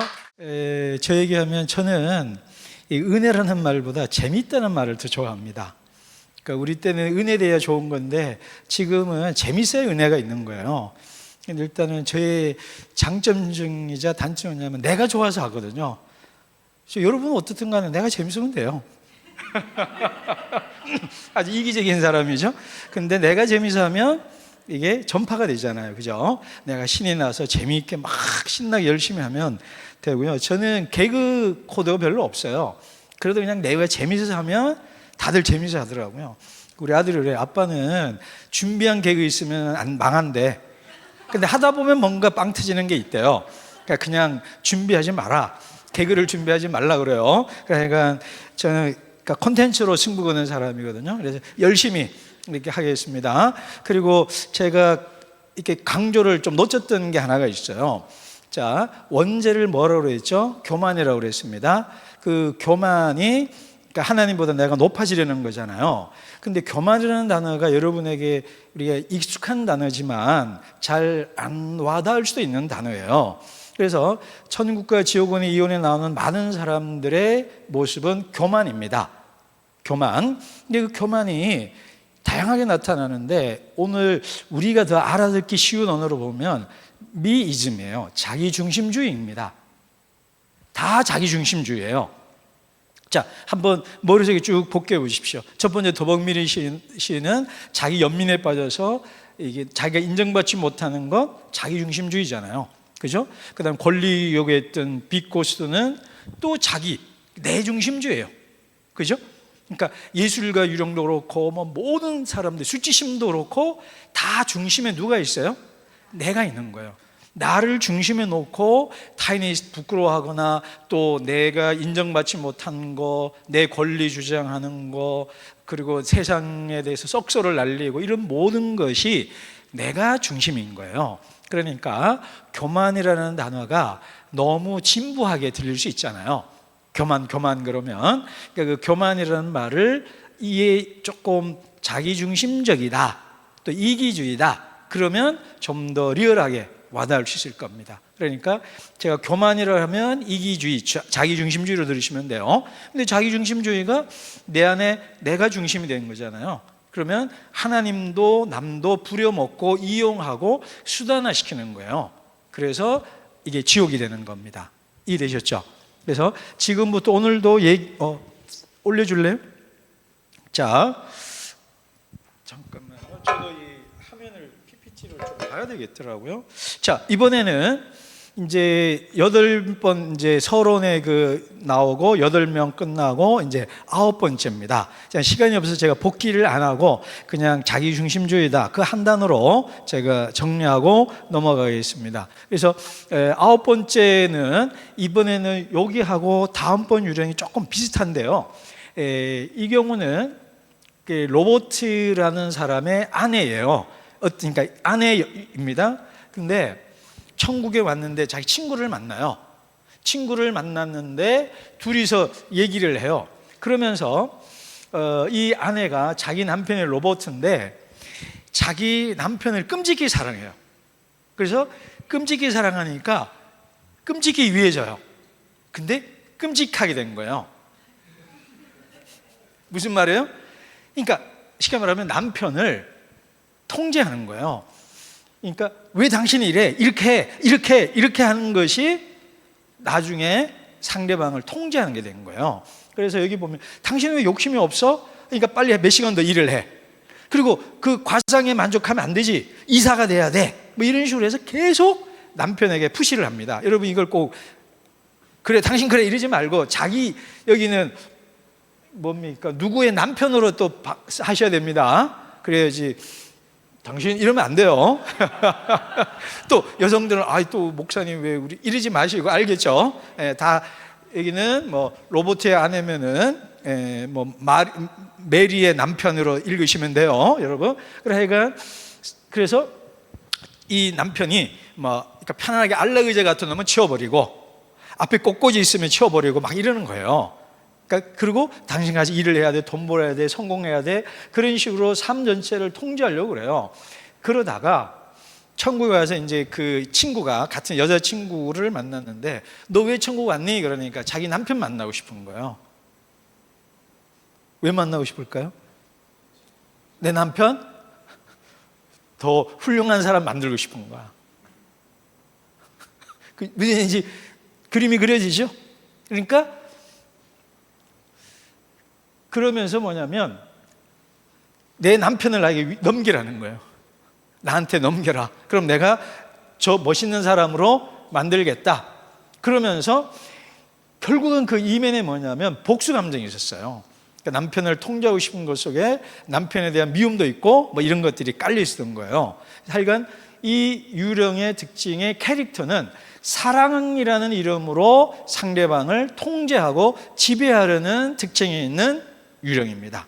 여기서 이제 아내 남편을 하지 말고 그냥 사랑이라는 이름으로 통제하려는 거예요. 요 다음에는 이제 엄마가 나오는데 비슷합니다. 그래서 넘기고요. 그래서 이게 통제하고 조종하는 걸 사랑이라고 생각하는 거예요. 그러니까 사랑이라는 이게 요즘 우리 사회, 우리 교회도 그렇고 우리 사회의 문제가 뭐냐면 자기가 생각하는 진리라고 생각하고 타인을 힘들게 하는 경우가 많아요. 좀 조심스럽지만 우리나라 극우나 극자나 다 보면 자기가 진리잖아요. 자기들에게는. 제가 누구 편들고 하는 게 아닙니다. 그냥 요 관점에서 본다면 자기가 옳은 대로 행하는 거예요. 그리고 그 사람 내부에서는 자기 신념이 다 일리가 있어요. 그리고 우리는 그걸 존중해 줘야 됩니다. 민주주의는 극우도 존재하고 극자도 인정해 줘야지 극우는 나쁘다가 아니에요. 근데 극우는 나쁘다고 생각하면 그거는 잘못된 겁니다. 극우는 극우들이 있어야 되는 거예요. 문제는 타인을 통제하고 폭력을 행사하고 지배하려고 그러고 불법을 행하려는 것을 비판해야지 극우 이념을 가졌다 해서 나쁜 건 아닙니다. 그렇지 않나요? 저 목사님, 저 교수님은 자야 우야 이렇게 생각하지 마세요. 나는 자로도 안 하고 우로도 안 하고 그냥 주님 편입니다. 하여간 물론 정책 입장은 있죠. 그렇지만 신학적으로 얘기하는 거예요. 이해되나요? 좌라고 해서 나쁘나요? 부당한 방법을 쓰면 나쁜 겁니다. 그래서 요즘 시대는 자기가 옳다고 믿는 진리에 대한 확신 때문에 타인을 그리고 공동체에 피해를 주는 게 문제지 그 신념 자체는 존중해 줘야 됩니다. 그래야 민주주의예요. 자, 요거는 일반적 원칙에서 동의할 수 있죠. 근데 이게 이제 가정이나 교회에서도 그럴 수 있는 거예요. 사실은 이게 좀 아무래도 뒤에 나온 부모님 경우는 그렇지만 부모가 자녀를 사랑하니까 하는 거지, 그리고 아내가 남편을 사랑해서 하는 거예요. 그렇지만 그것이 상대방을 내 뜻대로 바꾸려고 하는 거예요. 여기서 교만이 뭐가 나와요? 자기중심주의인 거예요. 나를 중심에 놓고 내 기준에 남편을, 타인을 끼워 맞추려고 한 거예요. 그러다 보니 상대방은 나랑 다른 사람이잖아요. MBTI가 다르고 애니어그램 번호가 숫자가 다른데 내 기준으로 상대방을 끼워 넣으려고 그러니까 거기에서 갈등이 생기는 거잖아요. 그게 안 맞잖아요. 그래서 불행이 생기는 거예요. 그러다 보니까 내 뜻대로 안 되니까 분노하게 되고, 그리고 내 뜻대로 안 되니까 저 사람 때문에 내 인생 힘들어라고 오히려 자기를 희생자라고 생각하는 거예요. 나는 정당한데 그러니까 로봇가 제대로 안 해서 내가 피해를 입은 거야. 내 인생 억울해. 이런 감정을 갖는 거예요. 이해되나요?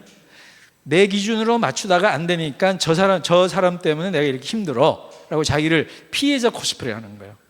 이게 이 로봇 안에의 문제입니다. 그러니까 하나님을 기준에 놓고 사는 것이 아니고 나를 기준으로 놓고 내가 하나님이 돼서 상대방을 지배하고 조정하고 바꾸려고 하다 보니까 나도 안 바뀌고 남도 안 바뀌는 거예요. 제가 가끔 누구라고 얘기 안 하지만 어떤 분이 찾아와서 나한테 상담을 한 적이 있어요. 설교하는데 교인이 안 바뀐대. 이게 내 고민이거든요. 근데 또 자기 문제는 못 풀어도 남의 문제는 또 답을 잘해주잖아요.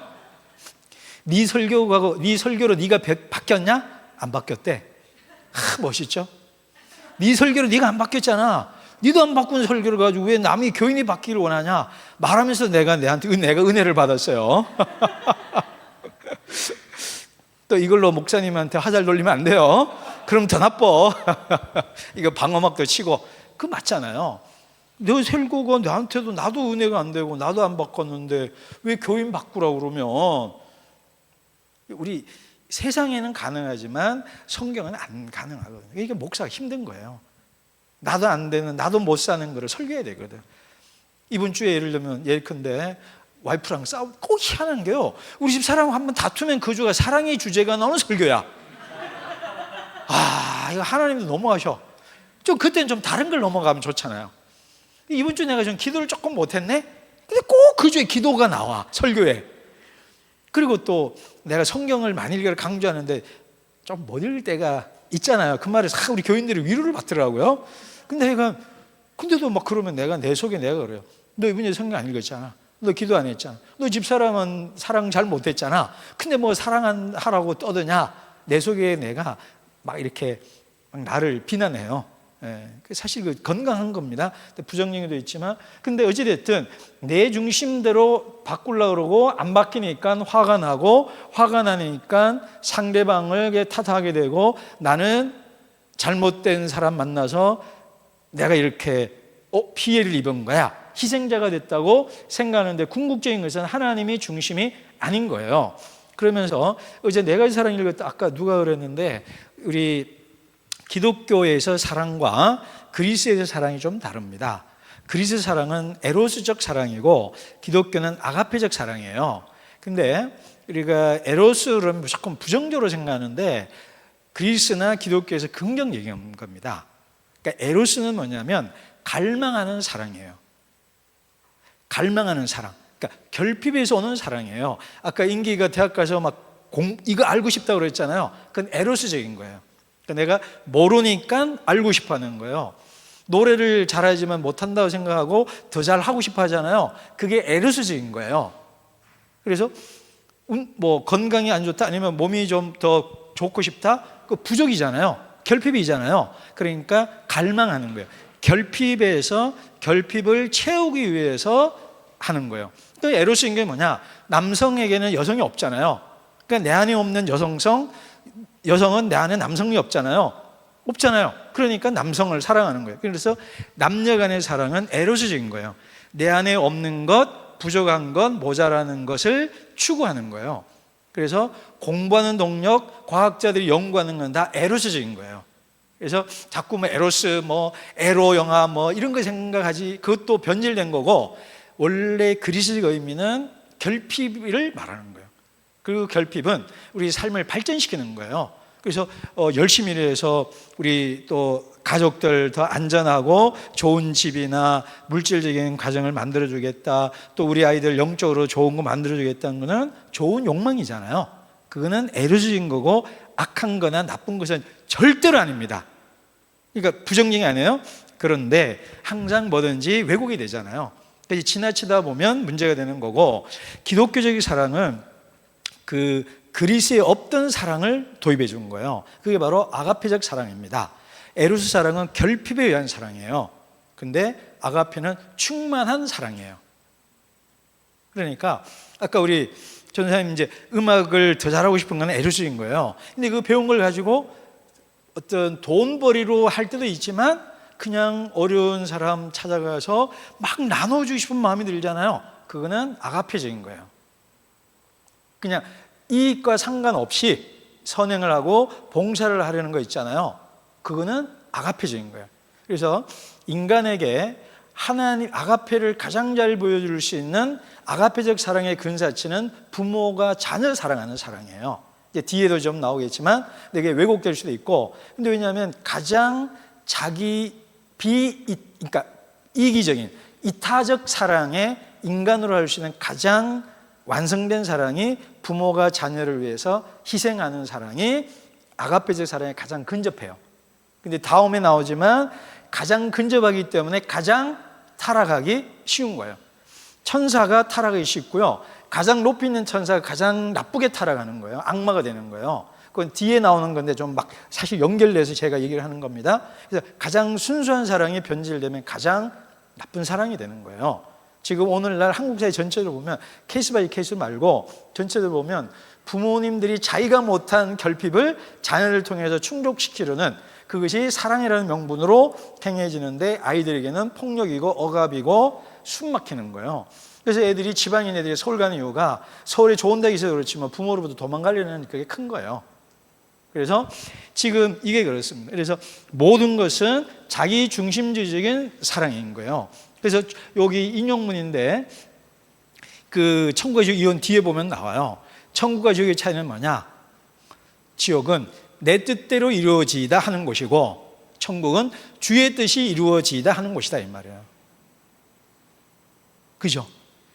그죠? 내 뜻대로 되면은 천국이 될 것 같지만 지옥이 되는 거예요, 사실은. 근데 주의 뜻대로 이루어지는 것은 천국이 되는 거예요. 근데 우리가 내 욕심을, 내 생각을 주님 뜻이라고 생각할 때가 많거든요. 근데 성경을 저는 아무리 봐도요, 주님의 뜻은 쉬워요. 서로 사랑하는 겁니다. 사랑하는 것이 주님의 뜻이에요. 제가 이번에 꿈의 학교 가서 애들한테 그랬어요. 너희들 하나님 뜻 찾는 법 묻더라고요. 야, 하나님 뜻 너희들 다 안다.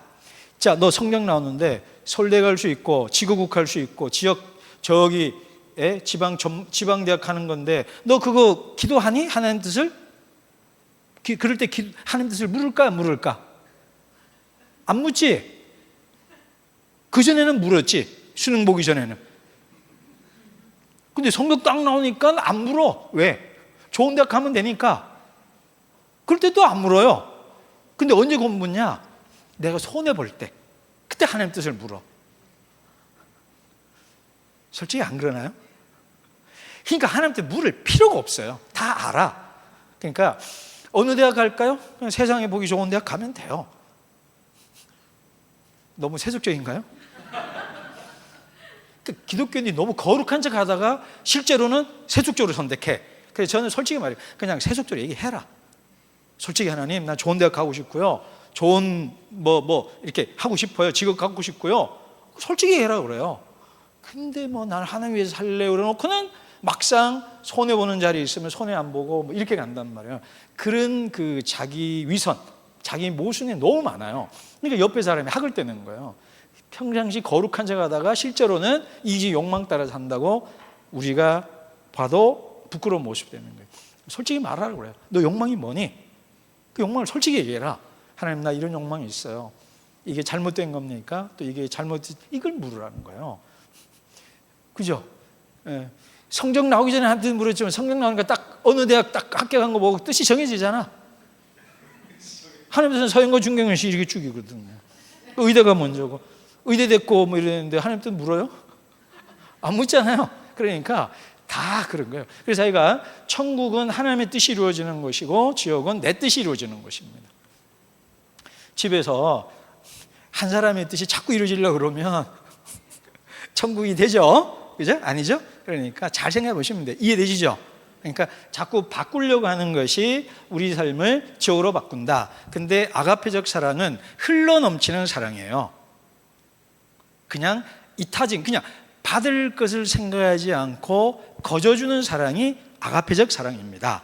그렇기 때문에 저는 여러분이 말하는 것은 에로스 사랑을 절대로 부정적이거나 나쁜 걸로 보지 마시고 내 안에 선한 욕망을 갖는 거, 좋은 대학, 많이 돈 버는 거, 뭐 한 거, 그게 왜 나빠요? 건강해지려는 욕망, 다이어트해서 내 몸 잘 가꾸려 하는 거, 그게 왜 나빠요? 그죠? 그건 괜찮은 거예요. 근데 그것이 이게 한계가 있어야 되는 거지, 또 자기 중심주의에 빠져가지고 남을 희생시키는 게 문제인 거예요. 그래서 하나님의 뜻이 우선이어야 될 때 개인도 가정도 공동체도 천국이 되는 겁니다. 자, 이해되시죠? 그래서 내 뜻이 중심이 되면 타인을 내 뜻에 맞추거든요. 내 뜻에 맞게 끼워 넣는단 말이에요. 거기에서 폭력이 오는 거예요. 갈등이. 자, 그 다음 넘어갈까요? 자, 이거는 앞에 했던 다 얘기입니다. 그런데 그게 다 사랑이라는 이름을 한다는 거예요. 뒤에 보면 더 나오니까 넘어갈게요. 이제 소유 강한 엄마 팸인데, 이 팸이라는 유령은 자기 아들 마이클을 너무 사랑해서 찾으러 와요. 근데 그 아들을 찾는 이유가요, 이거예요. 그 오빠예요. 오빠 유령, 오빠 영을 만나요. 자기 친오빠. 근데 친오빠가 와서 이제 네 아들이 저기 있다, 가자, 뭐 이런 얘기를 쭉 하고 막 그래요. 그러면서 이제 과거 얘기가 나와야 되잖아요. 그러면서 이 아이가 죽고 또 그 죽기 전에 이 엄마가 자기 아들을 아까 말한 통제하는 거예요. 소유하려고 하는 거예요. 그러니까 이 아이가 견디지 못하고 비극적으로 하고, 그 다음에 그 아이의 그 방을 몇 년 동안 그대로 놓은 거예요. 그리고 가족들 아무도 숨 못 쉬게, 이 아이 죽었는데 너희들 웃어요? 이런 식으로 되는 거예요. 좀 느낌이 오죠? 아들 죽었는데 너 당신 왜 그래? 행복하다니 웃으면 안 되는 거야. 완전히 그러니까 장례식 분위기로 계속 집안을 이끌어가는 거예요. 그러니까 그 가정이 이제 자꾸 지옥이란 말을 써요. 그런데 이제 지옥이 돼버린 거죠. 그러다가 이제 이 엄마가 온 거예요. 그러면서 10년 동안 이제 포갑이 돼서 남편, 딸의 삶까지 지배하게 되고, 그러면서 오빠가 이제 너의 그런 과거를 자꾸 끄집어내줘요. 그랬더니 나중에 이 말을 해요. 마이클은 내 거야, 그래요. 마이클은 내 거야. 자기 아들 이름을 부르면서. 내 아들 걔는 내 거야. 내 건데 왜 하나님 왜 터치하냐, 이 말이에요. 근데 이게 우리 한국교회 모습이기도 합니다. 제가 목사이기 때문에 사실은 설교하면서 저도 그걸 터부를 안 건드리는 쪽입니다. 알기 때문에. 이 건드려야 되는데 뭐냐? 우리나라에서 자녀는 부모에게 종교거든요. 그죠? 내 자녀가 종교예요, 종교. 종교 위에 대학교라고 그러잖아요. 그러니까 내 자식이 종교예요, 사실은.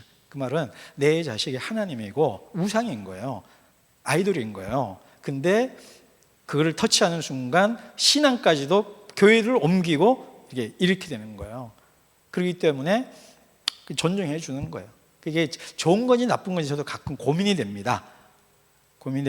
하지만 현상을 말하면 내 자식이 종교인 것은 우리 한국적 상황이에요. 그리고 그것이 뭐 여러 가지 이유로 또 자녀를 우리 사회에서 살아남으려면 어떻게 돼, 이런 것도 있고, 뭐 온갖 아이를 위해서 좋은 걸 주겠다는 마음도 있고 등등인데, 어쨌든 내 자녀가 나의 우상이라는 거예요. 그렇지만 하나님이 아니 내 자녀가 종교가 되어 우상이 되면은 나도 안 행복하고 아이도 안 행복한 거예요. 사랑의 질서에 따라 사랑해야 되는데 그 아래에 있는 것을 하나님처럼 사랑하게 되면은 우상이 되어버리는 거예요. 그래서 결국은 그래서 지옥에 있으면 지옥에 가서도 따라가겠다는 거예요. 자, 그래서 수단이 되는 거. 그 다음 넘어갈까요? 그래서 그 스토리 자체가, 여러분 아까 있으면 아가페나 모성애나 이런 것 자체를 그 루이스는 특별히 그런데요, 절대로 부정적으로 보지 않습니다. 그렇잖아요. 아까 말했지만 하나님의 사랑의 가장 근사치가 뭐예요? 자녀에 대한 부모의 사랑이 가장 신적 사랑에 근접하다고 그랬잖아요. 그래서 가장 순수한 사랑이에요. 이해되시죠? 그러나 가장 순수하기 때문에 가장 타락하고 가장 나빠질 수 있는 것이 그 사랑이기도 합니다. 아까 있잖아요. 루이스도 그런 얘기예요. 천사가 가장 악해지는 거잖아요. 하나님 옆에 가장 가까이 있던 천사가 가장 나쁜 악마가 되듯이 하나님의 사랑에 근사체가 있는 사랑이 가장 나쁜 사랑이 될 수 있는 거예요. 그래서 이게 그 얘기인 겁니다. 그래서 다 했고, 그죠? 그걸 수단으로 하고 소유물로 하고, 근데 그 잠깐 돌아보면은 그 중심에 누가 있는 거예요? 아들이 내 삶의 중심인 것처럼 말하지만, 이 어머니에게서 아들이 내 삶의 중심이라고 말하지만 한꺼풀 벗겨보면 그 아들에 대한 사랑하는 내가 위에 있는 거예요. 내가 종교인 거예요. 내가 종교. 그러니까 내 틀에 아들을, 상대방을 끼워 넣으려고 그러는, 그러니까 교만이고 자기 중심주의가 있는 거예요. 그 얘기를 하는 겁니다. 이해되시나요? 이게 자기 중심주의, 이게 우상이고 이게 교만이고 영적인 죄라고 말하는 거예요.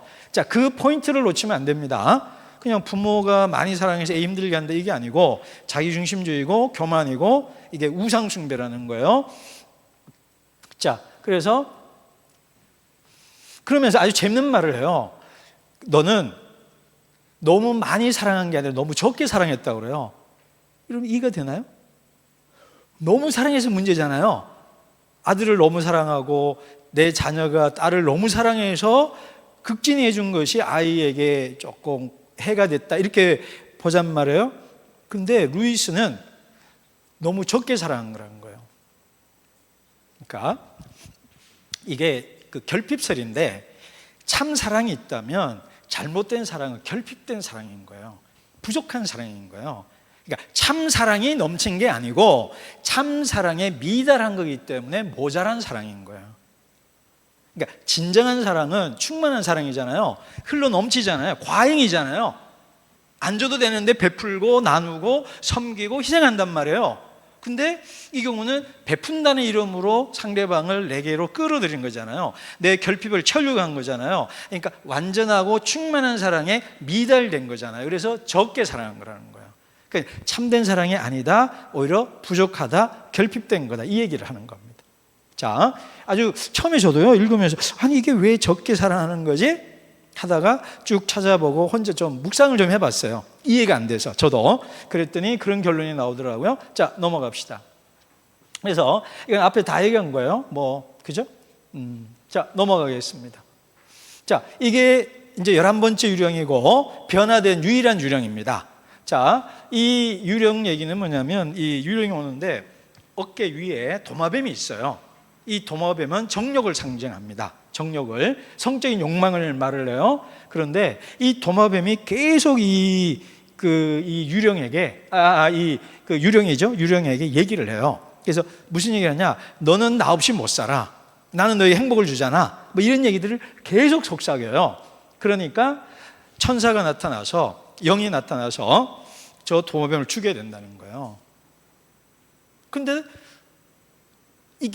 이거는 루이스 문제이고 어거스틴의 문제이는데 이게 이 남성도 있지만 어거스틴의 얘기가 있어요. 그 얘기까지 하면 시간이 그런데 하여간 그래서 유혹이 되는 거예요. 이게 없으면 안 될 것 같고 있으면 좋을 것 같고 버리기는 버려야 되는데 못 버리겠고 자꾸 그러는 거예요. 그러다가 그 얘기 어거스틴 얘기 너무 길어지니까 안 할게요. 그러다가 결과적으로 이 유령이 너무 힘드니까 그냥 천사에게 이 도마뱀 알아서 하십시오 이래 버려요.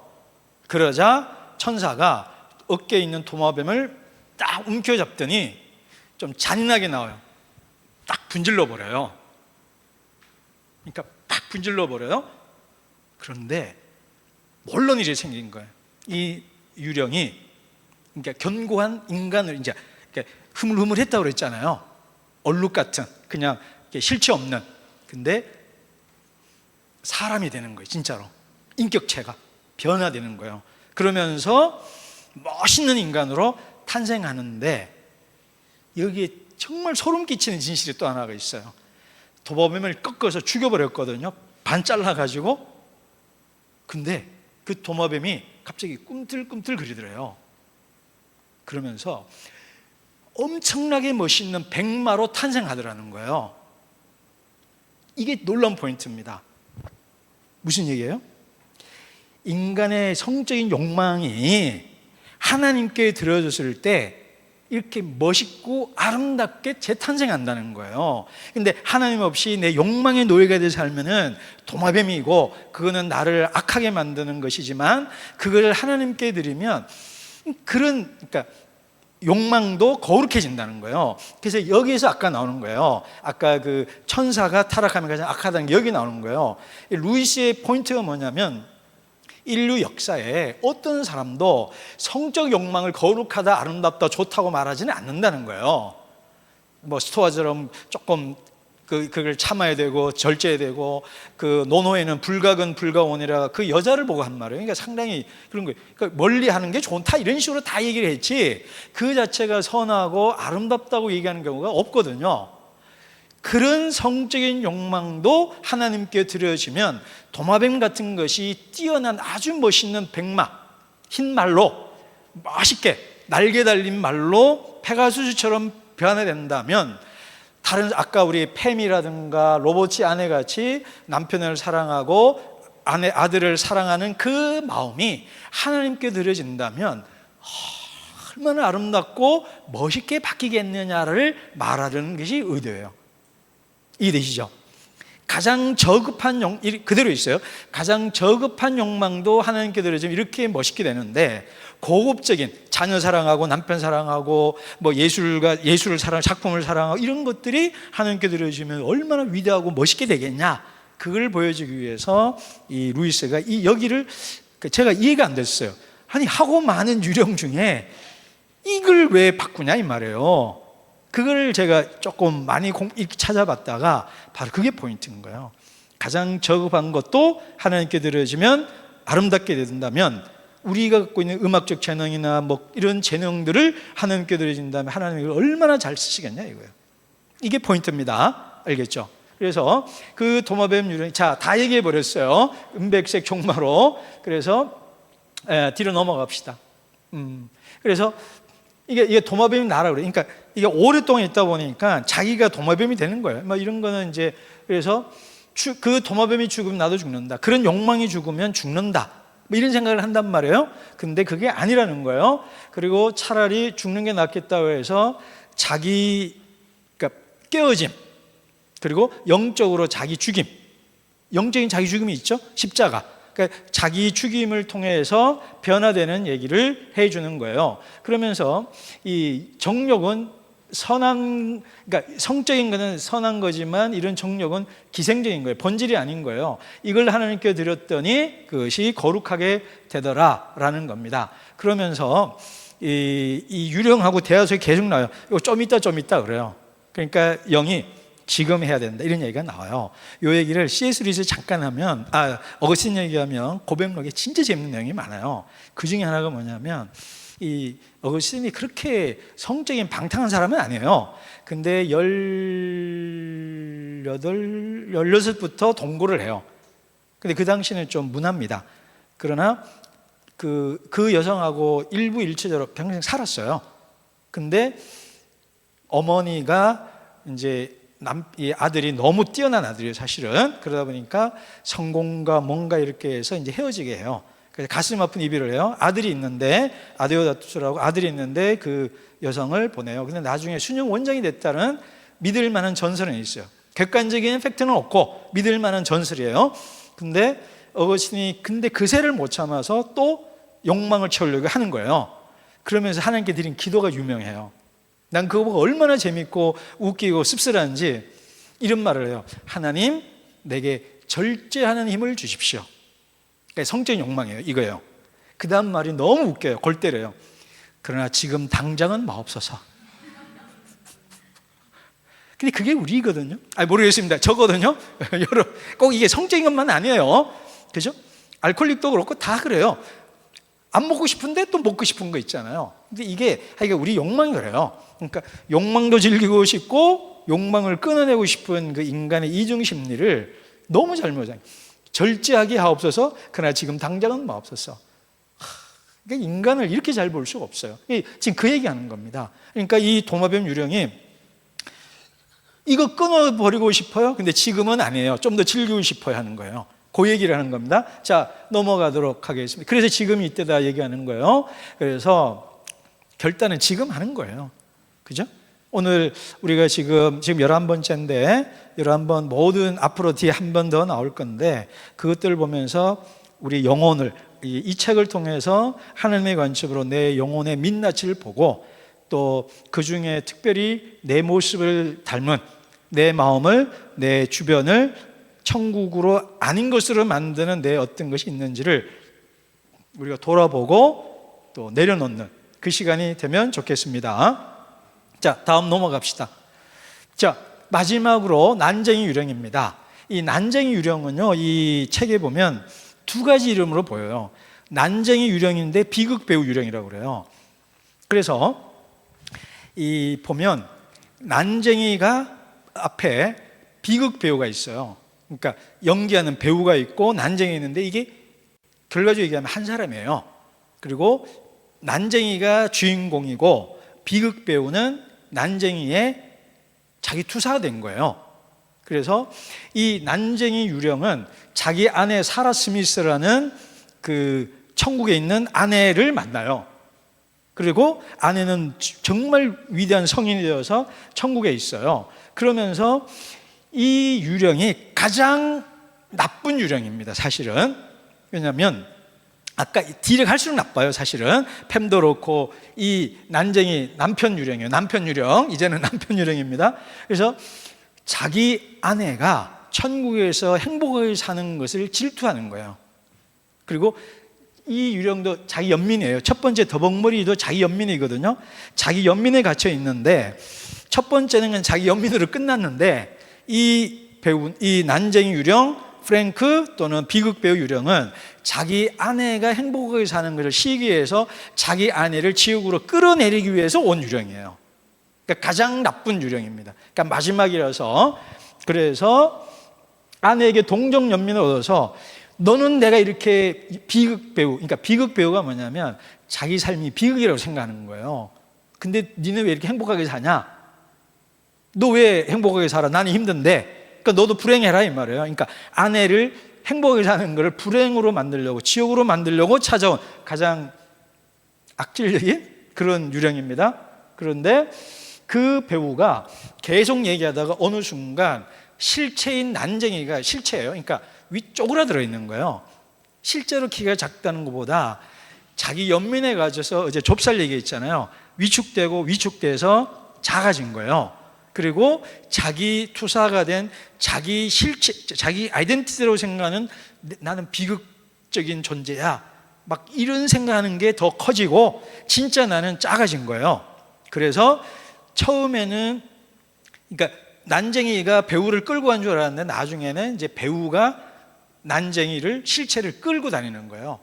이해되시죠? 내 투사인데 그 투사가 나를 끌고 다니는 거예요. 그러다가 난쟁이는 없어지고 배우가 남아서 또 아내 사라랑 얘기하다가 끝나는 거예요. 정말 리얼하지 않나요? 그 자체 이 스토리만으로도 생각할 게 많죠. 자, 그 다음 넘어갑니다. 제가 이게 잘 보여서 자꾸 이쪽으로 오니까 여기도 시선을 좀 둬야 될 것 같은데, 예? 그냥 제 한 길로 가겠습니다. 이쪽이면 난 좌파고 여러분 보기에는 우파입니다. 다 좌우파예요. 자, 좋게 해석합시다. 웃자고 한 소리고요. 그러니까 이것도 자기 연민이에요. 그러니까 자기 감정을 볼모 삼아서 타인을 괴롭히는 유형입니다. 다 찔리네. 예. 그죠? 이게 뭐냐면 그 네 가지 사랑에 보면은요, 사랑을 두 가지로 나눠요. 이게 저는 그 전통적인 의미는 에로스와 아가페인데, 에로스는 need love예요. 맞죠? 근데 필요가 있는 거예요. 공부가 필요해서, 우리 아까 인기는 공부, 아까 우리 전사님 이제 음악, 아니면 또 여러분 뭐대로 나는 뭐 이거를 잘하고 싶어, 이게 필요해서 그걸 좋아하고 열심히 하는 거는 에로스적인 건데, C.S. 루이스는 need love라고 그래요. 그리고 아가페는 충만한 사랑이잖아요. 거저 주는 거잖아요. 그래서 gift love는 선물로서의 사랑. 그러니까 그런 말이에요. 그러니까 아가페라고 생각하시면 되는 거예요. 근데 내 필요를 가지고 상대방을 파멸시키려는, 그러니까 다시 말하면 에로스인 게 나쁜 건 아니고 니드 러브가 나쁜 건가요? 이건 다 니드가 있잖아요. 니즈가 있잖아요. 근데 그것이 자기 파괴적인 방식이 되었다는 게 문제라는 거예요. 그러자면 우리 안에 우선되는 게 뭐예요? 아가페적 사랑이 우선되어야만 니드 러브가 참된 의미의 니드 러브가 되는 거예요. 이해되시죠? 그러니까 어제도, 아까도 얘기했나요? 그러니까 하나님을 아는 게 먼저가 돼야 되고 나를 알아야 되는 것처럼 아가페적 사랑에 우리가 넘쳐날 때에 내 에로스적 사랑이 제자리를 잡는 거예요. 그래서 여러분 많이 경험하잖아요. 그냥 은혜 받으면 다 용서되고 다 좋게 보이고, 은혜 좀 이런 표현이 많은데, 은혜 떨어지면, 은혜가 뭐 기름도 아닌데 하여튼 은혜가 떨어지면 다 불평이고 부정적으로 보이잖아요. 그 자동 공식 아닙니까? 여러분 경험해 보셨잖아요. 좋을 때는 다 좋은 건데, 뭐 남편의 아내가 좀 못해도 다 이뻐 보이고 좋아 보이고 그런데 조금 그러면 좋은 것도 나쁘게 보이는 거예요. 그래서 우리는 아가페적 사랑이 먼저 기본이 되어 있어야만 참된 니드 러브, 그거를 할 수가 있는 거예요. 자, 이 밑에 글씨가 네.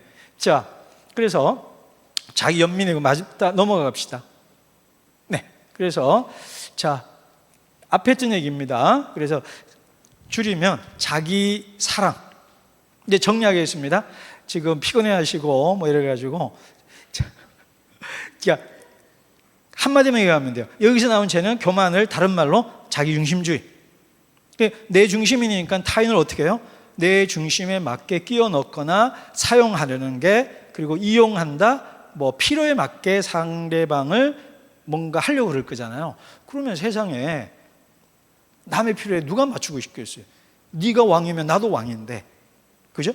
그러면 토마스 홉스가 말한 것처럼 만인에 대한 만인의 투쟁이 되는 거예요. 여기 한 40명 있으면 40명이 다 왕이 되고 다 자기 중심주의면 여기가 난장판이 되지 저 하나 아름다움은 없어지거든요. 그래서 죄는, 원죄는 교만이고, 교만은 자기중심주의로, 이기주의로 드러나고, 이기주의는 항상 내가 주인이니 남을 파괴시키고 남을 이용하고 수단화하고 대상화하고 내 용도에 맞게 상대방을 부려먹으려고 하고, 이상에 누가 부려먹힘을 당하겠어요. 그러다 보니 싸우는 거예요. 그러면 지옥이 되는 거고, 천국은 아가페적 하나님의 사랑 안에서 그 사랑이 충만해지니 내가 낮아서 다른 사람을 섬기는 거예요.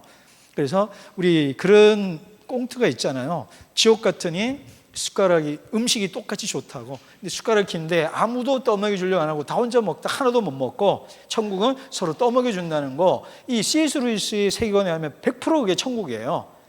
그러니까 지옥은 불구덩이라는 것도 일부 있다는 얘기 했습니다. 이거 빼고 얘기하면 제가 자칫하면 또 이단 되고, 이단 불러온 여러분 되는 거예요. 그러나 우리 삶을 생각해 보십시오. 우리 삶의 지옥이 뭐예요?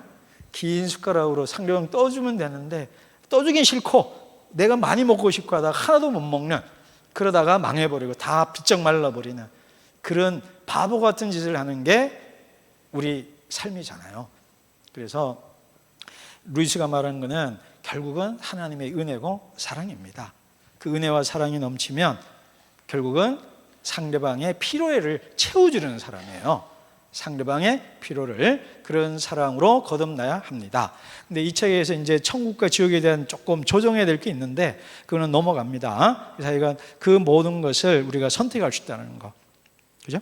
그래서 여러분의 삶이, 그리고 제 삶이, 우리나라가 아시지만 경제적으로 문화적으로 너무 많이 발전했거든요. 근데 이제 우리나라의 지금 문제가 선진국에 태어난 아이들, 개발도상국 때 태어난 사람, 후진국 때 태어난 사람, 이게 섞여 있어요. 그래서 문제인 거예요. 이해되시죠? 죄송해요. 우리 약간 중진 개발도상국과 후진국 사이죠?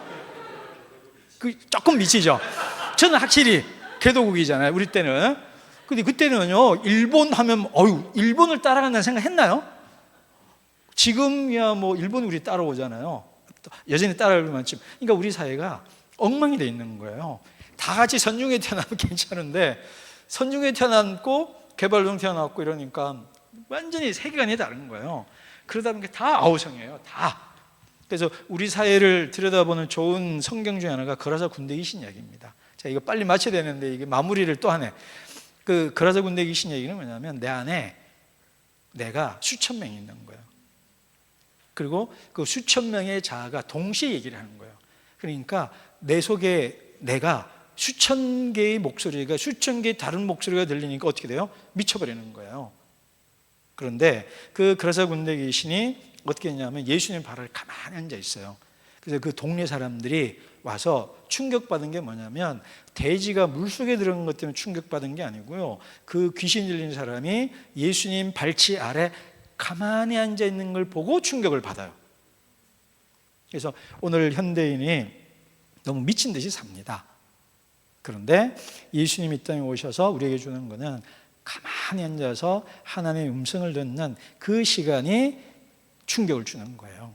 그래서 여러분 또 이렇게 책도 읽으시고, 책 중에 책 성경을 많이 읽으셔서 하나님의 음성 듣고 여러분 안에 있는 욕망들을 하나님 앞에 내려놓고 하나님의 은혜로 말씀으로 채워서 그 시냇가에 심나무 되고 나는 포도나무 너희는 가지니 너희가 열매를 많이 맺는 그 길을 살아가셔서 우리 여러분 마음도 천국이 되시고 가정도 천국이 되시고 특히 우리 토부교회도 천국이 되는 그런 교회가 되기를 축복합니다. 네, 감사합니다.